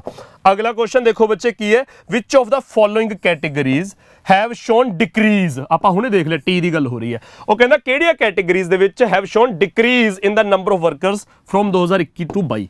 ਉਹ ਕਹਿੰਦੇ ਕਿਹੜੀ ਕੈਟੇਗਰੀ ਦੇ ਵਿੱਚ ਜਿਹੜੇ ਨੇ ਵਰਕਰਸ 21 ਤੋਂ 22 ਡਿਕਰੀਜ਼ ਹੋਏ ਨੇ। ਆਪਾਂ ਟੀ ਦੇਖਿਆ ਸੀਗਾ, U ਦੇ ਇਨਕਰੀਜ਼ ਹੈ, P ਦੇ ਇਨਕਰੀਜ਼ ਹੈ, Q ਦੇ ਇਨਕਰੀਜ਼ ਹੈ, R ਦੇ ਇਨਕਰੀਜ਼ ਹੈ, S ਦੇ ਬਰਾਬਰ ਨੇ, T ਦੇ ਡਿਕਰੀਜ਼ ਹੋਏ ਨਾ 22 ਤੋਂ 21.6 ਰਹਿ ਗਏ। ਤਾਂ ਬੱਚੇ T ਆਨਸਰ ਆ ਜਾਊਗਾ ਇਸ ਕੁਐਸਚਨ ਦਾ। ਸਮਝ ਆ ਗਿਆ ਜੀ। ਜਿੰਨੇ ਸਟੂਡੈਂਟਸ ਬੈਠੇ ਨੇ ਪਲੀਜ਼ ਕਮੈਂਟ ਸੈਕਸ਼ਨ ਦੇ ਵਿੱਚ ਕਮੈਂਟ ਕਰਕੇ ਦੱਸ ਦਿਓ ਕਿ ਅੱਜ ਦੀ ਕਲਾਸ 'ਚ ਮੁੱਖ ਰੂਪ 'ਚ ਆਪਾਂ ਡਬਲ ਪਾਈ ਚਾਰਟ ਬਾਰੇ ਜੋ ਸਿੱਖ ਰਹੇ ਹਾਂ ਉਹ ਸਮਝ ਆਇਆ, ਉਹ ਕੈਲਕੂਲੇਸ਼ਨ ਆਸਾਨ ਹੋਈ ਜੇ ਆਹ ਤਰੀਕੇ ਨਾਲ ਆਪਾਂ ਡਬਲ ਪਾਈ ਚਾਰਟ ਕਰਾਂਗੇ। ਡਬਲ ਪਾਈ ਚਾਰਟ ਪੰਜਾਬ ਦੇ ਪੇਪਰਾਂ 'ਚ, ਮਤਲਬ ਮੈਨੂੰ ਨੈਟ ਦਾ ਪਤਾ ਕਿ ਨੈਟ ਦੇ ਪੇਪਰਾਂ 'ਚ ਤਾਂ ਡਬਲ ਪਾਈ ਚਾਰਟ ਦੇ ਕੁਐਸਚਨ ਆਏ ਨੇ। PPSC ਨੇ ਸਿਵਲਸ ਦੇ ਪੇਪਰ ਦੇ ਵਿੱਚ ਡਬਲ ਪਾਈ ਚਾਰਟ ਦੇ ਕੁਐਸਚਨਸ ਪਾਏ ਨੇ। ਜੇ PPSC ਨੇ ਐਤਕੀ ਜਾਂ ਅਗਲੇ ਇੱਕ ਅੱਧੇ ਸਾਲ 'ਚ ਜਾਂ ਹੁਣ ਜਿਹੜੇ ਐਗਜ਼ਾਮਸ ਲੈਣੇ ਨੇ ਅਗਲੇ 6 ਮਹੀਨਿਆਂ 'ਚ, ਜੇ ਕਿਸੇ ਵੀ ਪੇਪਰ 'ਚ ਡਬਲ ਪਾਈ ਚਾਰਟ ਦਾ ਕੁਐਸਚਨ ਪਾਤਾ, ਘੱਟੋ ਘੱਟ ਅਸੀਂ ਕਰਨ ਜੋਗੇ ਹੋ ਜਾਾਂਗੇ। ਇਹ ਪਲੀਜ਼ ਕਮੈਂਟ ਸੈਕਸ਼ਨ 'ਚ ਕਮੈਂਟ ਕਰਕੇ ਦੱਸ ਦਿਓ। ਇਸ ਦੇ ਨਾਲ ਹੀ ਜਿਹੜਾ ਇਹ ਸੈਸ਼ਨ ਚੱਲ ਰਿਹਾ YouTube ਦੇ ਉੱਤੇ, ਜਿਹਦੇ ਵਿੱਚ ਆਪਾਂ DI the full syllabus free of cost ਕਰ ਰਹੇ ਹਾਂ ਤੇ ਫੁੱਲ ਸਿਲੇਬਸ ਦੇ ਨਾਲ ਉਹਦੇ ਪ੍ਰੈਕਟਿਸ ਸੈਟਸ ਕਰ ਰਹੇ ਹਾਂ, ਹੋਮਵਰਕ ਦਿੱਤਾ ਜਾ ਰਿਹਾ। ਜਿਹੜੇ ਬੱਚੇ ਬੈਠੇ ਦੇਖ ਰਹੇ ਨੇ ਪਲੀਜ਼ ਉਹ ਸੈਸ਼ਨ ਨੂੰ ਲਾਈਕ ਤੇ ਸ਼ੇਅਰ ਕਰਦੇ ਜਾਇਆ ਕਰੋ। ਆਪਣਾ ਅੱਜ ਦਾ ਸੈਸ਼ਨ ਬਸ ਨਿਬੜਨ ਵਾਲਾ ਹੈਗਾ, ਬਹੁਤਾ ਟਾਈਮ ਨਹੀਂ ਰਿਹਾ ਹੈਗਾ। ਧਿਆਨ ਨਾਲ ਦੇਖੋ ਅਗਲਾ ਕੁਐਸਚਨ। ਅਗਲਾ ਮੇਰੇ ਖਿਆਲ 'ਚ ਆਖਰੀ ਕੁਐਸਚਨ ਹੈ। ਉਹ ਕਹਿੰਦੇ find the maximum difference between the number of workers of any two categories taken together for any 1 year and that of any 2 for the other year। ਤਾਂ ਬੱਚੇ ਇਸ ਕੁਐਸਚਨ 'ਚ ਹੋਰ ਕੁਛ ਨਹੀਂ, ਆ ਸਟੇਟਮੈਂਟ ਜਿਹੜੀ ਲਿਖੀ ਹੈ ਅੰਗਰੇਜ਼ੀ ਦੇ ਵਿੱਚ, ਇਹ ਧਿਆਨ ਨਾਲ ਸਮਝਣ ਵਾਲੀ ਹੈ। ਉੱਪਰਲੀ ਕਹਾਣੀ ਸਾਰੀ ਸਮਝ ਆ ਚੁੱਕੀ। ਉਹ ਕਹਿੰਦਾ ਫਾਈਂਡ ਦਾ ਡਿਫਰੈਂਸ ਬਿਟਵੀਨ, ਆਪਾਂ ਡਿਫਰੈਂਸ ਫਾਈਂਡ ਕਰਨਾ ਤੇ ਕੱਲਾ ਡਿਫਰੈਂਸ ਨਹੀਂ, ਮੈਕਸਿਮਮ ਡਿਫਰੈਂਸ ਫਾਈਂਡ ਕਰਨ ਨੂੰ ਕਿਹਾ ਉਹਨੇ। ਮੈਕਸਿਮਮ ਮਤਲਬ ਜਿਹੜਾ ਸਭ ਤੋਂ ਵੱਡਾ ਡਿਫਰੈਂਸ ਹੋਊਗਾ ਉਹ ਫਾਈਂਡ ਕਰਨਾ ਹੈ। ਕਾਹਦੇ 'ਚ ਡਿਫਰੈਂਸ ਫਾਈਂਡ ਕਰਨਾ ਹੈ? Number of workers of any 2 categories taken together for 1 year and that of any 2 other categories for the other year। ਉਹ ਕਹਿੰਦਾ ਕੋਈ 2 ਕੈਟੇਗਰੀਜ਼ ਚੱਕੋ, ਜਿਹੜੀਆਂ 2 ਇਧਰੋਂ ਚੱਕਾਂਗੇ ਉਹੀ 2 ਇਧਰੋਂ ਚੱਕਣੀਆਂ ਨੇ, ਇਹ ਧਿਆਨ ਰੱਖਣਾ। ਉਹ ਕਹਿੰਦਾ ਕੋਈ 2 ਕੈਟੇਗਰੀਜ਼ ਚੱਕੋ for 1 year and ਉਹੀ 2 that of any 2 for the other year। ਉਹੀ 2 ਨਹੀਂ, ਸੌਰੀ ਮੈਂ ਇਹ ਗਲਤ ਦੱਸ ਗਿਆ, ਮੈਂ ਸਟੇਟਮੈਂਟ ਦੁਬਾਰੇ ਸਮਝਾਉਣਾਗਾ, ਮੈਨੂੰ ਸਾਰਾ ਰੱਬ ਕਰ ਲੈਣ ਦਿਓ। ਐਗਜ਼ਾਮੀਨਰ ਕਹਿੰਦਾ ਫਾਈਂਡ ਦਾ ਮੈਕਸਿਮਮ ਡਿਫਰੈਂਸ, ਮੈਂ ਜਿਹੜਾ ਉਹੀ 2 ਕਹਿ ਗਿਆ ਉਹ ਸ਼ਬਦ ਗਲਤ ਵਰਤ ਗਿਆ, ਉਹਦੇ ਕਰਕੇ ਮੈਂ ਦੁਬਾਰਾ ਸਮਝਾਉਣਾ। ਐਗਜ਼ਾਮੀਨਰ ਕਹਿੰਦਾ ਫਾਈਂਡ ਦਾ ਮੈਕਸਿਮਮ ਡਿਫਰੈਂਸ ਬਿਟਵੀਨ, ਕਾਹਦੇ ਵਿੱਚ ਡਿਫਰੈਂਸ ਦੱਸਣਾ ਹੈ? the number of workers of any 2 categories taken together for any 1 year and that of any 2 for the other year। Examiner ਕਹਿੰਦਾ ਕੋਈ 2 ਕੈਟੇਗਰੀਜ਼ ਇਧਰੋਂ ਚੱਕੋ, ਕੋਈ 2 ਕੈਟੇਗਰੀਜ਼ ਇਧਰੋਂ ਚੱਕੋ, ਉਹਨਾਂ 'ਚ ਮੈਕਸਿਮਮ ਡਿਫਰੈਂਸ ਦੱਸੋ ਕਿੰਨਾ ਬਣਦਾ ਹੈਗਾ। ਤਾਂ ਬੱਚੇ ਇੱਕ ਤਾਂ ਹੋ ਗਿਆ ਡਿਫਰੈਂਸ, ਮੈਕਸਿਮਮ ਨਹੀਂ, ਇੱਕ ਤਾਂ ਹੋ ਗਿਆ ਡਿਫਰੈਂਸ। ਡਿਫਰੈਂਸ ਕੀ ਹੁੰਦਾ ਕਿ ਯਾਰ ਮੂੰਹ ਚੱਕ ਕੇ ਕੋਈ ਵੀ 2 ਇਧਰੋਂ ਚੱਕ ਲਓ, ਮੂੰਹ ਚੱਕ ਕੇ ਕੋਈ ਵੀ 2 ਇਧਰੋਂ ਚੱਕ ਲਓ, ਉਹ ਤਾਂ ਹੋ ਗਿਆ ਨਾਰਮਲ ਡਿਫਰੈਂਸ। ਜੇ ਆਪਾਂ ਕਹੀਏ ਕਿ ਯਾਰ ਮੇਰੀ ਗੱਲ ਸੁਣੋ, ਜੇ ਆਪਾਂ ਕਹੀਏ ਤੁਹਾਡੀ ਕਲਾਸ ਦੇ ਵਿੱਚ ਨੇ 20 ਸਟੂਡੈਂਟ, ABCDEF ਤੋਂ ਲੈ ਕੇ PQRST ਤੱਕ, A ਤੋਂ ਲੈ ਕੇ T ਤੱਕ, ਜਾਂ 26 ਸਟੂਡੈਂਟ ਨੇ ਮੰਨ ਲਓ ਤੁਹਾਡੀ ਕਲਾਸ 'ਚ, ਤੁਹਾਡੀ ਕਲਾਸ 'ਚ ਨੇ 26 ਬੱਚੇ ABCD ਤੋਂ ਲੈ ਕੇ XYZ ਤੱਕ। ਐਗਜ਼ਾਮੀਨਰ ਕਹਿੰਦਾ ਕਿ 2 ਬੱਚਿਆਂ ਦਾ ਏਜ ਡਿਫਰੈਂਸ ਦੱਸੋ, ਏਜ ਡਿਫਰੈਂਸ ਨਾਰਮਲ, ਤਾਂ ਅਸੀਂ ਉਹੀ ਕੋਈ 2 ਬੱਚੇ ਚੱਕ ਲੈਂਦੇ। ਇੱਕ ਚੱਕ ਲਿਆ ਅਸੀਂ M ਦੀ ਉਮਰ ਹੈ ਕਹਿੰਦੇ 23 ਸਾਲ, ਇੱਕ ਚੱਕ ਲਿਆ ਅਸੀਂ V ਦੀ ਉਮਰ ਹੈ 27 ਸਾਲ, ਅਸੀਂ 23 ਤੇ 27 ਦਾ ਡਿਫਰੈਂਸ ਕਹਿ ਦਾਂਗੇ 4 ਹੈ, ਅਸੀਂ 23 ਤੇ 27 ਦਾ ਡਿਫਰੈਂਸ ਕਹਿ ਦਾਂਗੇ 4 ਹੈ। ਜੇ ਐਗਜ਼ਾਮੀਨਰ ਨੇ ਐਂ ਕਿਹਾ ਕਿ ਫਾਈਂਡ ਦਾ ਡਿਫਰੈਂਸ, ਜੇ ਐਗਜ਼ਾਮੀਨਰ ਕਹੇ ਕਿ ਇਸੇ ਕਲਾਸ 'ਚੋਂ 2 ਬੱਚਿਆਂ ਦਾ ਡਿਫਰੈਂਸ ਦੱਸਣਾ ਪਰ ਮੈਕਸਿਮਮ, ਤਾਂ ਬੱਚੇ ਮੈਕਸਿਮਮ ਡਿਫਰੈਂਸ ਦਾ ਮਤਲਬ ਇਹ ਹੁੰਦਾ ਹੈ ਕਿ ਇੱਕ ਅਸੀਂ ਸਭ ਤੋਂ ਛੋਟੀ ਉਮਰ ਦਾ ਚੱਕਾਂਗੇ, ਇੱਕ ਅਸੀਂ ਸਭ ਤੋਂ ਵੱਡੀ ਉਮਰ ਦਾ ਚੱਕਾਂਗੇ। ਮੈਕਸਿਮਮ ਤਾਂ ਡਿਫਰੈਂਸ ਉਦੋਂ ਹੀ ਆਊ ਨਾ ਜਦੋਂ ਸਭ ਤੋਂ ਛੋਟੀ ਤੇ ਸਭ ਤੋਂ ਵੱਡੀ ਵੈਲਿਊ ਚੱਕੀ ਜਾਊਗੀ। ਤਾਂ ਇੱਥੇ ਵੀ ਅਸੀਂ ਜਦੋਂ ਮੈਕਸਿਮਮ ਡਿਫਰੈਂਸ ਦੱਸਣਾ ਤਾਂ ਮੈਕਸਿਮਮ ਡਿਫਰੈਂਸ ਦਾ ਮਤਲਬ ਸਭ ਤੋਂ ਛੋਟੀ ਤੇ ਸਭ ਤੋਂ ਵੱਡੀ ਵੈਲਿਊ ਦਾ ਡਿਫਰੈਂਸ ਦੱਸਣਾ। ਤਾਂ ਕਿਹੜੀ ਵੈਲਿਊ ਚੱਕਣੀ ਹੈ? Between the number of workers of any 2 categories ਪਹਿਲੇ ਸਾਲ ਦੀਆਂ ਐਂਡ ਐਨੀ 2 ਦੂਜੇ ਸਾਲ ਦੀਆਂ।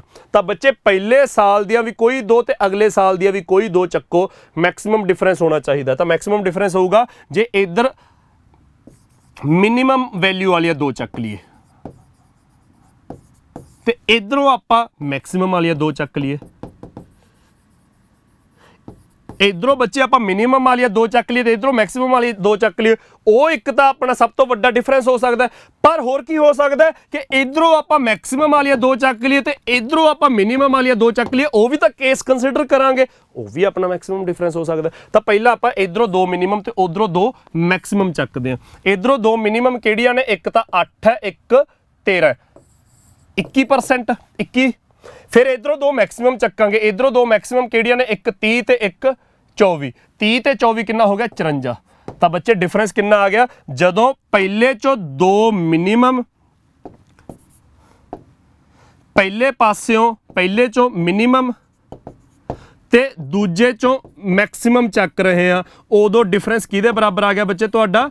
ਉਧਰ 54 ਬਣਿਆ, ਇੱਧਰ 21 ਬਣਿਆ, 33 ਦਾ ਡਿਫਰੈਂਸ ਆ ਗਿਆ। ਪਰ ਜੇ ਪਹਿਲੇ ਚੋਂ 2 ਮੈਕਸਿਮਮ ਚੱਕੀਏ ਤੇ ਦੂਜੇ ਚੋਂ 2 ਮਿਨੀਮਮ ਚੱਕੀਏ, ਉਦੋਂ ਵੀ ਆਪਾਂ ਡਿਫਰੈਂਸ ਦੇਖਣਾ ਕਿੰਨਾ ਬਣੂਗਾ। ਤਾਂ ਬੱਚੇ ਪਹਿਲੇ ਚੋਂ 2 ਮੈਕਸਿਮਮ ਦੇਖੋ ਕਿਹੜੀਆਂ ਕਿਹੜੀਆਂ ਨੇ। ਪਹਿਲੇ ਚੋਂ 2 ਮੈਕਸਿਮਮ ਨੇ 24 ਤੇ 22, 24 ਤੇ 22 ਕਿੰਨਾ ਬਣ ਗਿਆ? 46। ਇੱਧਰੋਂ ਫਿਰ 2 ਮਿਨੀਮਮ ਚੱਕੋ, ਇੱਧਰੋਂ 2 ਮਿਨੀਮਮ ਕਿਹੜੀਆਂ ਨੇ? 12 ਤੇ 13.2, 12 ਤੇ 13.2 ਬਣ ਗਿਆ 25.2। ਤਾਂ 46 ਦਾ 25.2 ਨਾਲ ਕਿੰਨਾ ਡਿਫਰੈਂਸ ਹੈ? 21.8 ਦਾ। ਕੀ 21.8 ਦਾ ਡਿਫਰੈਂਸ ਜ਼ਿਆਦਾ ਹੈ ਜਾਂ 33 ਡਿਫਰੈਂਸ ਜ਼ਿਆਦਾ? ਤਾਂ ਮੈਕਸਿਮਮ ਡਿਫਰੈਂਸ ਤਾਂ 33% ਬਣਿਆ ਨਾ। ਤਾਂ 33%, 1% ਜੇ 20 ਦੇ ਬਰਾਬਰ ਹੈ ਤਾਂ 33% 660 ਦੇ ਬਰਾਬਰ ਆ ਜਾਊਗਾ। Maximum difference is 660। ਤਾਂ ਇਹ ਕੁਐਸਚਨ ਮੈਕਸਿਮਮ ਡਿਫਰੈਂਸ ਬਿਟਵੀਨ ਸਮਝਣ ਦੀ ਗੱਲ ਹੈਗੀ। ਮੈਕਸਿਮਮ ਡਿਫਰੈਂਸ ਬਿਟਵੀਨ ਜੇ ਸਮਝ ਆ ਗਿਆ ਤਾਂ ਕਿਹਦਾ ਮੈਕਸਿਮਮ ਡਿਫਰੈਂਸ? 2 ਪਹਿਲੇ ਸਾਲ ਚੋਂ ਦੋ ਦੂਜੇ ਸਾਲ ਚੋਂ, ਤਾਂ ਕੋਈ ਦੋ ਪਹਿਲੇ ਸਾਲ ਤੇ ਕੋਈ ਦੋ ਦੂਜੇ ਸਾਲ ਚੋਂ ਚੱਕਣੀਆਂ ਨੇ ਤੇ ਮੈਕਸਿਮਮ ਡਿਫਰੈਂਸ ਹੋਣਾ ਚਾਹੀਦਾ। ਮੈਕਸਿਮਮ ਡਿਫਰੈਂਸ ਦਾ ਮਤਲਬ ਪਹਿਲੇ ਚੋਂ ਦੋ ਮਿਨੀਮਮ ਤੇ ਦੂਜੇ ਚੋਂ ਦੋ ਮੈਕਸਿਮਮ ਦੇਖ ਲਓ। ਫਿਰ ਦੂਜਾ ਕੇਸ ਵੀ ਦੇਖਾਂਗੇ ਕਿ ਪਹਿਲੇ ਚੋਂ ਦੋ ਮੈਕਸਿਮਮ ਤੇ ਦੂਜੇ ਚੋਂ ਦੋ ਮਿਨੀਮਮ ਚੱਕੀਆਂ, ਉਹਨਾਂ ਚੋਂ ਵੀ ਜਿਹੜਾ ਵੱਡਾ ਹੋਊਗਾ ਉਹ ਮੈਕਸਿਮਮ ਡਿਫਰੈਂਸ ਹੈ। ਤਾਂ ਬੱਚਿਓ ਆਪਾਂ ਦੇਖ ਲਿਆ, ਪਹਿਲੇ ਚ ਦੋ ਮਿਨੀਮਮ ਲਈਆਂ, ਦੂਜੇ ਚ ਦੋ ਮੈਕਸਿਮਮ ਲਈਆਂ ਤਾਂ ਉਹ 33 ਡਿਫਰੈਂਸ ਬਣਿਆ। ਫਿਰ ਪਹਿਲੇ ਚ ਦੋ ਮੈਕਸਿਮਮ ਤੇ ਦੂਜੇ ਚ ਦੋ ਮਿਨੀਮਮ ਲਿਆ, ਉਹ 21.8 ਬਣਿਆ। ਤਾਂ ਮੈਕਸਿਮਮ ਡਿਫਰੈਂਸ ਤਾਂ 33 ਵਾਲਾ ਹੀ ਹੈ ਵੱਡਾ, ਤਾਂ 33% 660 ਦੇ ਬਰਾਬਰ ਹੈ, ਕਿਉਂਕਿ 1% ਦੀ ਵੈਲਿਊ 20 ਹੈ। ਬੇਸ 2000 ਬਣਾਤਾ ਨਾ ਦੋਨੇ ਪਾਸੇ, ਤਾਂ 1% ਦੀ ਵੈਲਿਊ 20 ਹੈ, ਤਾਂ 33% 660। ਇਹ ਬੱਚੇ ਆਪਣਾ ਡਬਲ ਪਾਈ ਚਾਰਟ ਸੀ ਜਿਹੜਾ ਆਪਾਂ ਪਿਛਲੇ ਅੱਧੇ ਪੌਣੇ ਘੰਟੇ ਦੇ ਵਿੱਚ ਮੱਥਾ ਮਾਰਿਆ ਹੈਗਾ। ਤਾਂ ਅੱਜ ਦੀ ਕਲਾਸ ਦੇ ਵਿੱਚ ਆਪਾਂ ਡਬਲ ਪਾਈ ਚਾਰਟ ਕੀਤਾ। ਮੇਰੇ ਖਿਆਲ 'ਚ ਆਖਰੀ ਕੁਐਸਚਨ ਸੀ, ਆਪਾਂ ਦੇਖ ਵੀ ਲੈਣੇ ਆਂਗੇ, ਹੋਰ ਕੋਈ ਕੁਐਸਚਨ ਨਾ ਬਚਿਆ ਹੋਵੇ ਉਹ ਵੀ ਕਰਵਾ ਦਾਂ ਫਿਰ ਮੈਂ। ਹਾਂਜੀ, ਨਿਬੜ ਗਿਆ। ਤਾਂ ਅੱਜ ਦੀ ਕਲਾਸ ਦੇ ਵਿੱਚ ਬੱਚੇ ਆਪਾਂ ਡਬਲ ਪਾਈ ਚਾਰਟ ਕੀਤਾ। ਡਬਲ ਪਾਈ ਚਾਰਟ ਦੇ ਨਾਲ ਹੁਣ ਜਿਹੜਾ ਹੋਮਵਰਕ ਮੈਂ ਤੁਹਾਨੂੰ ਦੇਣ ਲੱਗਿਆ, ਹੋਮਵਰਕ ਵਾਲਾ ਕੁਐਸਚਨ ਤੁਹਾਡਾ case studies the. Case studies the question ਜਿਹਦੇ ਵਿੱਚ ਵੈਨ ਡਾਇਗਰਾਮ ਬਣਨੀ ਹੈ। ਮੈਂ ਦੱਸ ਰਿਹਾ ਕਿ ਵੈਨ ਡਾਇਗਰਾਮ ਬਣਨੀ ਹੈ, ਤਾਂ ਮੈਂ ਕੁਐਸਚਨ ਪੜੂੰਗਾ ਇਕੱਲਾ, ਸਟੇਟਮੈਂਟ ਪੜ੍ਹ ਕੇ ਛੱਡ ਦੂੰਗਾ, ਕੁਛ ਵੈਨ ਡਾਇਗਰਾਮ ਬਣਾਉਣ 'ਚ ਤੁਹਾਡੀ ਹੈਲਪ ਨਹੀਂ ਕਰੂੰਗਾ। ਤੁਸੀਂ ਸਕਰੀਨਸ਼ਾਟ ਲੈਣਾ ਹੈਗਾ, ਸਕਰੀਨਸ਼ਾਟ ਲੈ ਕੇ ਮੈਂ ਕੱਲਾ ਕੁਐਸਚਨ ਦਿਖਾ ਦੂੰ, ਤੁਸੀਂ ਉਹਦਾ ਵੀ ਸਕਰੀਨਸ਼ਾਟ ਲੈ ਦਿਓ ਤੇ ਆਨਸਰ ਕਰਨੇ ਨੇ। ਕਲਾਸ ਦਾ ਪੈਟਰਨ ਉਹੀ ਹੈ ਕਿ ਦੋ ਕੁਐਸਚਨ ਆਪਾਂ ਕਲਾਸ 'ਚ ਕਰ ਲਏ, ਇੱਕ ਕੁਐਸਚਨ ਤੁਹਾਨੂੰ ਹੋਮਵਰਕ ਦੇਤਾ, ਤੇ ਉਹ ਹੋਮਵਰਕ ਵਾਲਾ ਇਹ ਸਾਰੀ ਦੀ ਸਾਰੀ ਜਿਹੜੀ ਪੀਪੀਟੀ ਹੈ ਇਹਦੀ PDF ਫਾਈਲ ਇੱਕ ਤਾਂ ਤੁਸੀਂ ਟੈਲੀਗ੍ਰਾਮ ਚੈਨਲ ਤੇ ਹੋਰ 10-15 ਮਿੰਟਾਂ 'ਚ ਦੇਖ ਲਓਗੇ। 11:30 ਤੋਂ ਪਹਿਲਾਂ ਟੈਲੀਗ੍ਰਾਮ ਚੈਨਲ ਤੇ ਇਹਦੀ PDF ਪਾ ਦਾਂਗੇ, ਉਹ PDF ਵੀ ਤੁਸੀਂ ਸਾਂਭ ਕੇ ਰੱਖ ਸਕਦੇ ਹੋ, ਜਾਂ ਤੁਸੀਂ ਸਕਰੀਨਸ਼ਾਟ ਲੈ ਲਓਗੇ ਤਾਂ ਆ YouTube ਤੇ ਜਦੋਂ ਇਹ ਵੀਡੀਓ ਲਾਈਵ ਖਤਮ ਹੋਣ ਤੋਂ ਬਾਅਦ ਅਪਲੋਡ ਹੋ ਜੂ, ਉਸ ਵੀਡੀਓ ਦੇ ਕਮੈਂਟ ਦੇ ਵਿੱਚ ਵੀ ਤੁਸੀਂ ਆਪਣੇ ਆਨਸਰਸ ਪੋਸਟ ਕਰ ਸਕਦੇ ਹੋ। ਮੈਨੂੰ ਹੁਣ ਤੱਕ ਆਪਣੇ 8-10 ਕਲਾਸਾਂ ਜਿਹੜੀਆਂ ਹੋ ਗਈਆਂ, ਇਹ ਇਹਨਾਂ ਦੇ ਜਿੰਨੇ ਹੋਮਵਰਕ ਹਰ ਕਲਾਸ 'ਚ ਪਹਿਲੀ ਕਲਾਸ ਤੋਂ ਹੋਮਵਰਕ ਦਿੰਦਾ ਆ ਰਿਹਾ, ਤੁਹਾਡੇ ਕਮੈਂਟਸ ਪੜ੍ਹ ਕੇ ਹਲੇ ਤੱਕ ਕਿਸੇ ਇੱਕ ਅੱਧੇ ਕੁਐਸਚਨ 'ਚ ਹੁੰਦਾ, ਕਦੇ ਇਹੋ ਜਿਹਾ ਕੋਈ ਕੁਐਸਚਨ ਨਹੀਂ ਆਇਆ ਕਿ ਮੈਜੋਰਿਟੀ ਬੱਚਿਆਂ ਨੂੰ ਉਹਦੇ ਵਿੱਚ ਡਾਊਟ ਹੈ, ਜਾਂ ਕੋਈ ਪੂਰੇ ਦਾ ਪੂਰਾ ਸੈੱਟ ਬੱਚੇ ਕਹਿ ਰਹੇ ਨੇ ਕਿ ਸਰ ਇਹ ਤਾਂ ਸਮਝ ਹੀ ਨਹੀਂ ਆਇਆ, ਕਰਾਓ। ਤਾਂ ਹਲੇ ਤੱਕ ਤੁਹਾਡੇ ਆਨਸਰਸ ਤੋਂ ਮੈਂ ਉਨਾ ਕੁ ਸੈਟੀਸਫਾਈ ਤਾਂ ਹੈਗਾ ਕਿ ਮੈਂ ਚੀਜ਼ਾਂ ਅੱਗੇ ਪੜਾਉਂਦਾ ਜਾਵਾਂ, ਪਿਛਲੇ ਤੁਹਾਨੂੰ ਸਮਝ ਆ ਰਹੀਆਂ ਨੇ। ਜੇ ਮੈਨੂੰ ਕਿਤੇ ਫੀਲ ਹੁੰਦੀ ਕਿ ਤੁਹਾਨੂੰ ਪਿਛਲੇ ਚੀਜ਼ਾਂ ਘੱਟ ਸਮਝ ਆਈ ਨੇ, ਤਾਂ ਮੈਨੂੰ ਅੱਗੇ ਪੜਾਉਣ ਤੋਂ ਪਹਿਲਾਂ ਉਹ ਰਿਪੀਟ ਕਰਾਉਣੀਆਂ ਪੈਣੀਆਂ ਸੀ, ਪਰ ਹਲੇ ਤੱਕ ਤੁਹਾਡੇ ਕਮੈਂਟਸ ਤੋਂ ਜਾਂ ਜਿੰਨਾ ਕੁ ਤੁਹਾਡਾ ਰਿਸਪੌਂਸ ਹੁੰਦਾ ਉਹਦੇ ਤੋਂ ਮੈਨੂੰ ਨਹੀਂ ਲੱਗਿਆ। ਤਾਂ ਇਸੇ ਕਰਕੇ ਮੈਂ ਚੀਜ਼ਾਂ ਅੱਗੇ ਦੀ ਅੱਗੇ ਵੀ ਪੜਾਈ ਜਾਂਦਾ। ਥੋੜ੍ਹੀਆਂ ਜਿਹੜੀਆਂ ਕੰਪਲੈਕਸ ਚੀਜ਼ਾਂ ਨੇ ਜੋ DI 'ਚ ਕਵਰ ਹੁੰਦਾ, ਉਹ ਸਾਰਾ ਕੁਝ ਕਵਰ ਕਰਵਾਉਂਦਾ ਜਾਂਦਾ। ਤਾਂ ਅੱਜ ਤੋਂ ਬਾਅਦ ਆਪਣੀਆਂ 2 ਕਲਾਸਾਂ ਹੋਰ ਲੱਗਣਗੀਆਂ, ਵੀਰਵਾਰ ਤੇ ਸ਼ੁੱਕਰਵਾਰ। ਸ਼ਨੀਵਾਰ ਆਪਾਂ ਕਲਾਸ ਨਹੀਂ ਲਾਵਾਂਗੇ ਕਿਉਂਕਿ ਐਤਵਾਰ ਨੂੰ ਪੇਪਰ ਹੈ, ਤਾਂ ਸ਼ਨੀਵਾਰ ਨੂੰ ਤਾਂ ਤੁਸੀਂ ਜਾਣ ਜੂਣ ਦੀ ਤਿਆਰੀ ਕਰਨੀ, ਜਿਨ੍ਹਾਂ ਦੇ ਸੈਂਟਰ ਦੂਰ ਬੰਨਿਆ। ਤਾਂ ਕੱਲ੍ਹ ਤੇ ਪਰਸੋਂ ਤਾਂ ਆਪਾਂ ਕਲਾਸ ਰੱਖਾਂਗੇ, ਉਹਦੇ ਵਿੱਚ ਵੀ ਹੁਣ ਆਪਣਾ ਇਹੋ ਜਿਹਾ ਕੁਛ ਨਹੀਂ ਜੋ ਦੇਖਣਾ ਹੈ। ਹਲੇ ਆਪਣਾ ਡਬਲ ਪਾਈ ਚਾਰਟ, ਮਤਲਬ ਆਪਣਾ ਸ਼ੁਰੂ ਦੇ ਵਿੱਚ ਪਾਈ ਚਾਰਟ, ਲਾਈਨ ਚਾਰਟ, ਬਾਰ ਗ੍ਰਾਫ, ਡਾਟਾ ਟੇਬਲ ਤਾਂ ਕਵਰ ਹੋਇਆ, ਫਿਰ ਆਪਾਂ ਮਿਕਸ ਚਾਰਟ ਵੀ ਕੀਤਾ, ਆਪਾਂ ਕੇਸ ਸਟੱਡੀਜ਼ ਵੀ ਕਰ ਲਿਆ, ਅੱਜ ਡਬਲ ਪਾਈ ਚਾਰਟ ਵੀ ਕਰ ਲਿਆ। ਤਾਂ ਇੱਕ ਵਾਰ ਸਾਰੀ DI ਕਵਰ ਹੋ ਗਈ। ਹੋਮਵਰਕ ਵਾਲਾ ਕੁਐਸਚਨ ਦਿੰਦਾ ਮੈਂ ਤੁਹਾਨੂੰ। DI ਕਵਰ ਹੋਣ ਤੋਂ ਬਾਅਦ ਹੁਣ ਜਿਹੜੀਆਂ 2 ਕਲਾਸਾਂ ਨੇ, ਇਹਨਾਂ ਦੇ ਵਿੱਚ ਬਸ ਮੈਂ ਕੁਐਸਚਨਸ ਦੀ ਪ੍ਰੈਕਟਿਸ ਕਰਾਉਂਗਾ। ਹੁਣ ਨਵਾਂ ਕੁਛ ਨਹੀਂ ਦੱਸਣਾ, ਹੁਣ ਤੱਕ ਮੈਂ ਕੁਐਸਚਨ ਲੈ ਆਉਂਗਾ, ਉਹ ਸੋਲਵ ਕਰਾਂਗੇ, ਕੋਈ ਕੁਐਸਚਨ ਲਿਆਉਂਗਾ ਉਹ ਸੋਲਵ ਕਰਾਂਗੇ। ਹੁਣ ਆਪਾਂ ਅਗਲੇ ਦਿਨਾਂ 'ਚ 2 ਕਲਾਸਾਂ ਜਿਹੜੀਆਂ ਨੇ ਇਸੇ ਤਰ੍ਹਾਂ ਰੱਖਣੀਆਂ ਨੇ, ਤਾਂ ਉਹਨਾਂ ਦੇ ਵਿੱਚ ਜਿੰਨੇ ਤਰ੍ਹਾਂ ਦੇ ਸਾਡੇ ਇੰਟਰਸਟਿੰਗ ਕੁਐਸਚਨਸ ਹੋਣਗੇ, ਜਿੰਨੀ ਉਹਨਾਂ ਦੇ ਵਿੱਚ ਇੰਟਰਸਟਿੰਗ, ਹਰ ਕੁਐਸਚਨ 'ਚ ਇੰਟਰਸਟਿੰਗ ਕੈਲਕੂਲੇਸ਼ਨ ਹੋਣੀ ਹੈ, ਹੁਣ ਬਸ ਆਪਾਂ ਉਹਦੀ ਪ੍ਰੈਕਟਿਸ ਕਰਾਂਗੇ। ਤਾਂ ਅਗਲੇ 2 ਦਿਨ ਸਾਡੇ ਬਹੁਤ ਕਮਾਲ ਦੇ ਕੁਐਸਚਨਸ ਆਪਾਂ ਦੇਖਾਂਗੇ, ਉਹਨਾਂ ਦੀ ਆਪਾਂ ਪ੍ਰੈਕਟਿਸ ਕਰਾਂਗੇ। ਤਾਂ ਅੱਜ ਵਾਲਾ ਹੋਮਵਰਕ ਵਾਲਾ ਕੁਐਸਚਨ ਦੇਖੋ, ਕੇਸ ਸਟੱਡੀਜ਼ ਦਾ ਕੁਐਸਚਨ ਹੈ। ਕੁਐਸਚਨ ਕੀ ਹੈ? Studying the following information carefully and answer the questions given below. Information ਕੀ ਹੈ? ਉਹ ਕਹਿੰਦੇ there are 2500 residents in a village. ਕਿਸੇ ਪਿੰਡ 'ਚ ਕਹਿੰਦੇ 2500 ਲੋਕ ਰਹਿੰਦੇ ਨੇ, ਉਹਨਾਂ 'ਚੋਂ 1375 residents from this village speak only their local language. ਉਹ ਕਹਿੰਦੇ 2500 ਦੇ ਵਿੱਚੋਂ 1375 ਲੋਕ ਨੇ ਜਿਹੜੇ ਸਿਰਫ ਆਪਣੀ ਲੋਕਲ ਭਾਸ਼ਾ ਬੋਲਦੇ ਆ, ਮੰਨ ਲਓ Punjabi.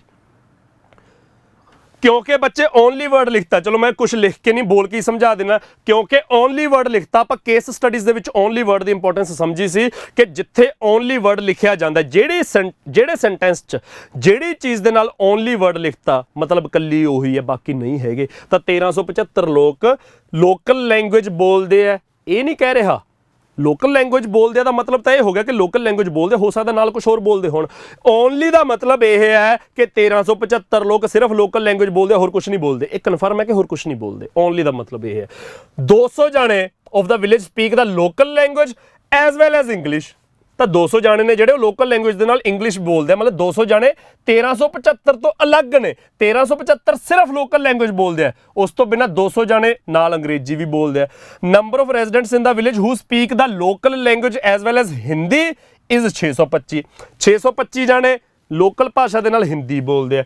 300 residents of the village speak all the 3 languages. 300 ਜਾਣੇ ਤਿੰਨੇ ਭਾਸ਼ਾਵਾਂ ਬੋਲਦੇ ਆ, that is English, Hindi and the local language. तो बच्चे ये इन्फॉर्मेशन दी हुई है सानू। इस इन्फॉर्मेशन के सिर ते एग्जामिनर क्वेश्चन की पूछ रहा है। ओके, इन्फॉर्मेशन दी हुई है, स्क्रीनशॉट लो। मैं स्क्रीन तो साइड पर हो गया, स्क्रीनशॉट लो बच्चे। 3-3 सेकंड का मैं समा दई जाऊँगा तो स्क्रीनशॉट लो, फिर अगले जो 3-4 क्वेश्चन ने 5 क्वेश्चन ने उन्होंने भी स्क्रीनशॉट दवाना।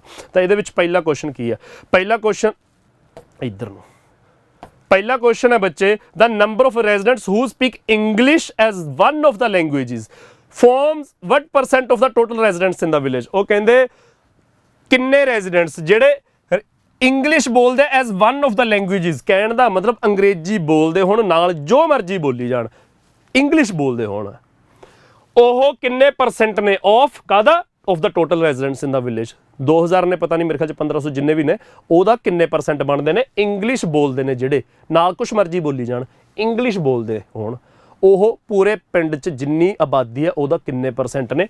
यह साडा क्वेश्चन है। 12, 8, 20, 16 आंसर करना है। स्क्रीनशॉट ले लिया, मैं स्क्रीन तो साइड ते हो जाना, स्क्रीनशॉट ले लो बच्चे इस क्वेश्चन का। स्क्रीनशॉट उदों ही लियो जो मैं स्क्रीन तो साइड उत्ते होऊंगा, मैनू विच लैके कोई फायदा नहीं हैगा, क्वेश्चन ही लुकूगा तुहाडा। अगला क्वेश्चन बच्चे, अगला क्वेश्चन है the number of residents who speak only the local language forms what percent of the total number of residents in the village। ਉਹ ਕਹਿੰਦੇ ਜਿਹੜੇ ਲੋਕ ਸਿਰਫ ਲੋਕਲ ਲੈਂਗੁਏਜ ਬੋਲਦੇ ਨੇ, ਓਨਲੀ ਵਰਡ ਲਿਖਿਆ ਹੋਇਆ ਕੁਐਸਚਨ ਦੇ ਵਿੱਚ, ਜਿਹੜੇ ਲੋਕ ਸਿਰਫ ਲੋਕਲ ਲੈਂਗੁਏਜ ਬੋਲਦੇ ਨੇ 1375 ਸੀਗੇ ਜਿਹੜੇ, ਉਹ ਪੂਰੇ ਪਿੰਡ ਦੀ ਆਬਾਦੀ ਦਾ ਕਿੰਨੇ ਪਰਸੈਂਟ ਨੇ, or what percent of the total number of residents in the village. ਮੈਂ ਸਾਈਡ ਤੇ ਹੋ ਗਿਆ, ਸਕਰੀਨਸ਼ਾਟ ਲਓ ਬੱਚੇ ਇਸ ਕੁਐਸਚਨ ਦਾ ਵੀ। ਇਹ ਤੁਹਾਡਾ ਦੂਜਾ ਕੁਐਸਚਨ ਹੈ। ਇਸ ਤੋਂ ਬਾਅਦ ਤੀਜਾ ਕੁਐਸਚਨ ਦੇਖੋ ਬੱਚੇ, the number of residents who speak Hindi as one of the languages। अपना पहला क्वेश्चन से English as one of the languages, यह है who speak Hindi as one of the languages is approximately what percent of the number of residents who speak only the local language। only the local language 1375 तो दसना किन्ने percent है। हिंदी बोलण वाले, Hindi as one of the languages मतलब हिंदी बोलते होण, हिंदी बोलण वाले ओनली लोकल 1375 का किन्ने परसेंट ने। आ ऑप्शन ने, आंसर करना है कमेंट सैक्शन दे विच। ਇਹਦਾ ਸਕਰੀਨਸ਼ਾਟ ਲਓ ਬੱਚੇ। ਤਾਂ ਇਹ ਕੁਐਸਚਨ ਦਾ ਸਕਰੀਨਸ਼ਾਟ ਲੈਣ ਲਈ ਵੀ ਤੁਹਾਡੇ 3 ਸਕਿੰਟ ਦਾ ਸਮਾਂ 1 2 3 ਹੋ ਗਏ। ਅਗਲਾ ਕੁਐਸਚਨ ਹੈ what is the ratio find ਕਰਨੀ ਹੈ ਕਾਦੀ, of the number of residents who speak all the 3 languages to the number of residents who speak the local language as well as Hindi. ਤਾਂ ਬੱਚੇ ਆਪਾਂ ਰੇਸ਼ੀਓ ਕੱਢਣੀ ਹੈ, ਕਾਦੀ ਕੱਢਣੀ ਹੈ, ਜਿਹੜੇ ਤਿੰਨੇ ਭਾਸ਼ਾਵਾਂ ਬੋਲਦੇ ਨੇ ਉਹ ਪਹਿਲਾਂ ਰੇਸ਼ੀਓ ਪਾ ਕੇ who speak local language as well as Hindi, ਜਿਹੜੇ ਲੋਕਲ ਪੰਜਾਬੀ ਪਲੱਸ ਹਿੰਦੀ ਬੋਲਦੇ ਨੇ ਉਹਨਾਂ ਦੀ ਰੇਸ਼ੋ ਕੀ ਹੋਊਗੀ। ਬੱਚੇ ਮੈਂ ਸਕਰੀਨ ਤੋਂ ਸਾਈਡ ਤੇ ਹੋ ਗਿਆ, ਇਹਦਾ ਆਪਣਾ ਸਕਰੀਨਸ਼ਾਟ ਲੈ ਲਓ। ਆਪਸ਼ਨ ਤੁਹਾਡੇ 12:55, 2:5, 14:55, 12:25, ਇਹਦਾ ਆਨਸਰ ਕਰਨਾ। आखिरी क्वेश्चन बच्चे, आखिरी क्वेश्चन थोड़ा जिहा लंबा है, मैं समझाउण कुछ नहीं है, सौखा क्वेश्चन है वैसे ही लंबा है। 25 more people who can speak all the 3 languages come to reside in the village. कहते 25 ਇਹੋ ਜਿਹੇ ਲੋਕ ਪਿੰਡ 'ਚ ਆ ਕੇ ਰਹਿਣ ਲੱਗੇ ਜਿਹੜੇ ਤਿੰਨੇ ਭਾਸ਼ਾਵਾਂ ਬੋਲਦੇ ਨੇ। And 45 more people who can speak the local language and Hindi also come to reside in the village. ਤੇ 45 ਇਹੋ ਜਿਹੇ ਲੋਕ ਆ ਗਏ ਜਿਹੜੇ ਲੋਕਲ ਲੈਂਗੁਏਜ ਪਲੱਸ ਹਿੰਦੀ ਬੋਲਦੇ ਨੇ, ਇਹ ਵੀ ਪਿੰਡ 'ਚ ਆ ਕੇ ਵਸਣ ਲੱਗ ਗਏ। Then what would be the difference between the number of residents who can speak all the 3 languages and the number of residents who can speak the local and Hindi ਭਾਸ਼ਾ। ਤਾਂ ਫਿਰ ਡਿਫਰੈਂਸ ਦੱਸੋ ਕਿ ਜੇ ਉਧਰੋਂ 25 ਹੋਰ ਆ ਜਾਣ, ਇਹੋ ਜਿਹੇ 45 ਹੋਰ ਆ ਜਾਣ, ਫਿਰ ਡਿਫਰੈਂਸ ਕੀ ਬਣੂਗਾ ਬੱਚੇ। ਇਹ ਕੁਐਸਚਨ ਹੈ, 4 ਆਪਸ਼ਨ ਨੇ 325, 335, 345, 355। ਤਾਂ ਇਹ ਬੱਚੇ ਆਪਣਾ ਪੰਜਵਾਂ ਕੁਐਸਚਨ ਹੈ, ਇਹਦਾ ਸਕਰੀਨਸ਼ਾਟ ਵੀ ਤੁਸੀਂ ਲੈ ਲਿਆ ਹੋਊਗਾ।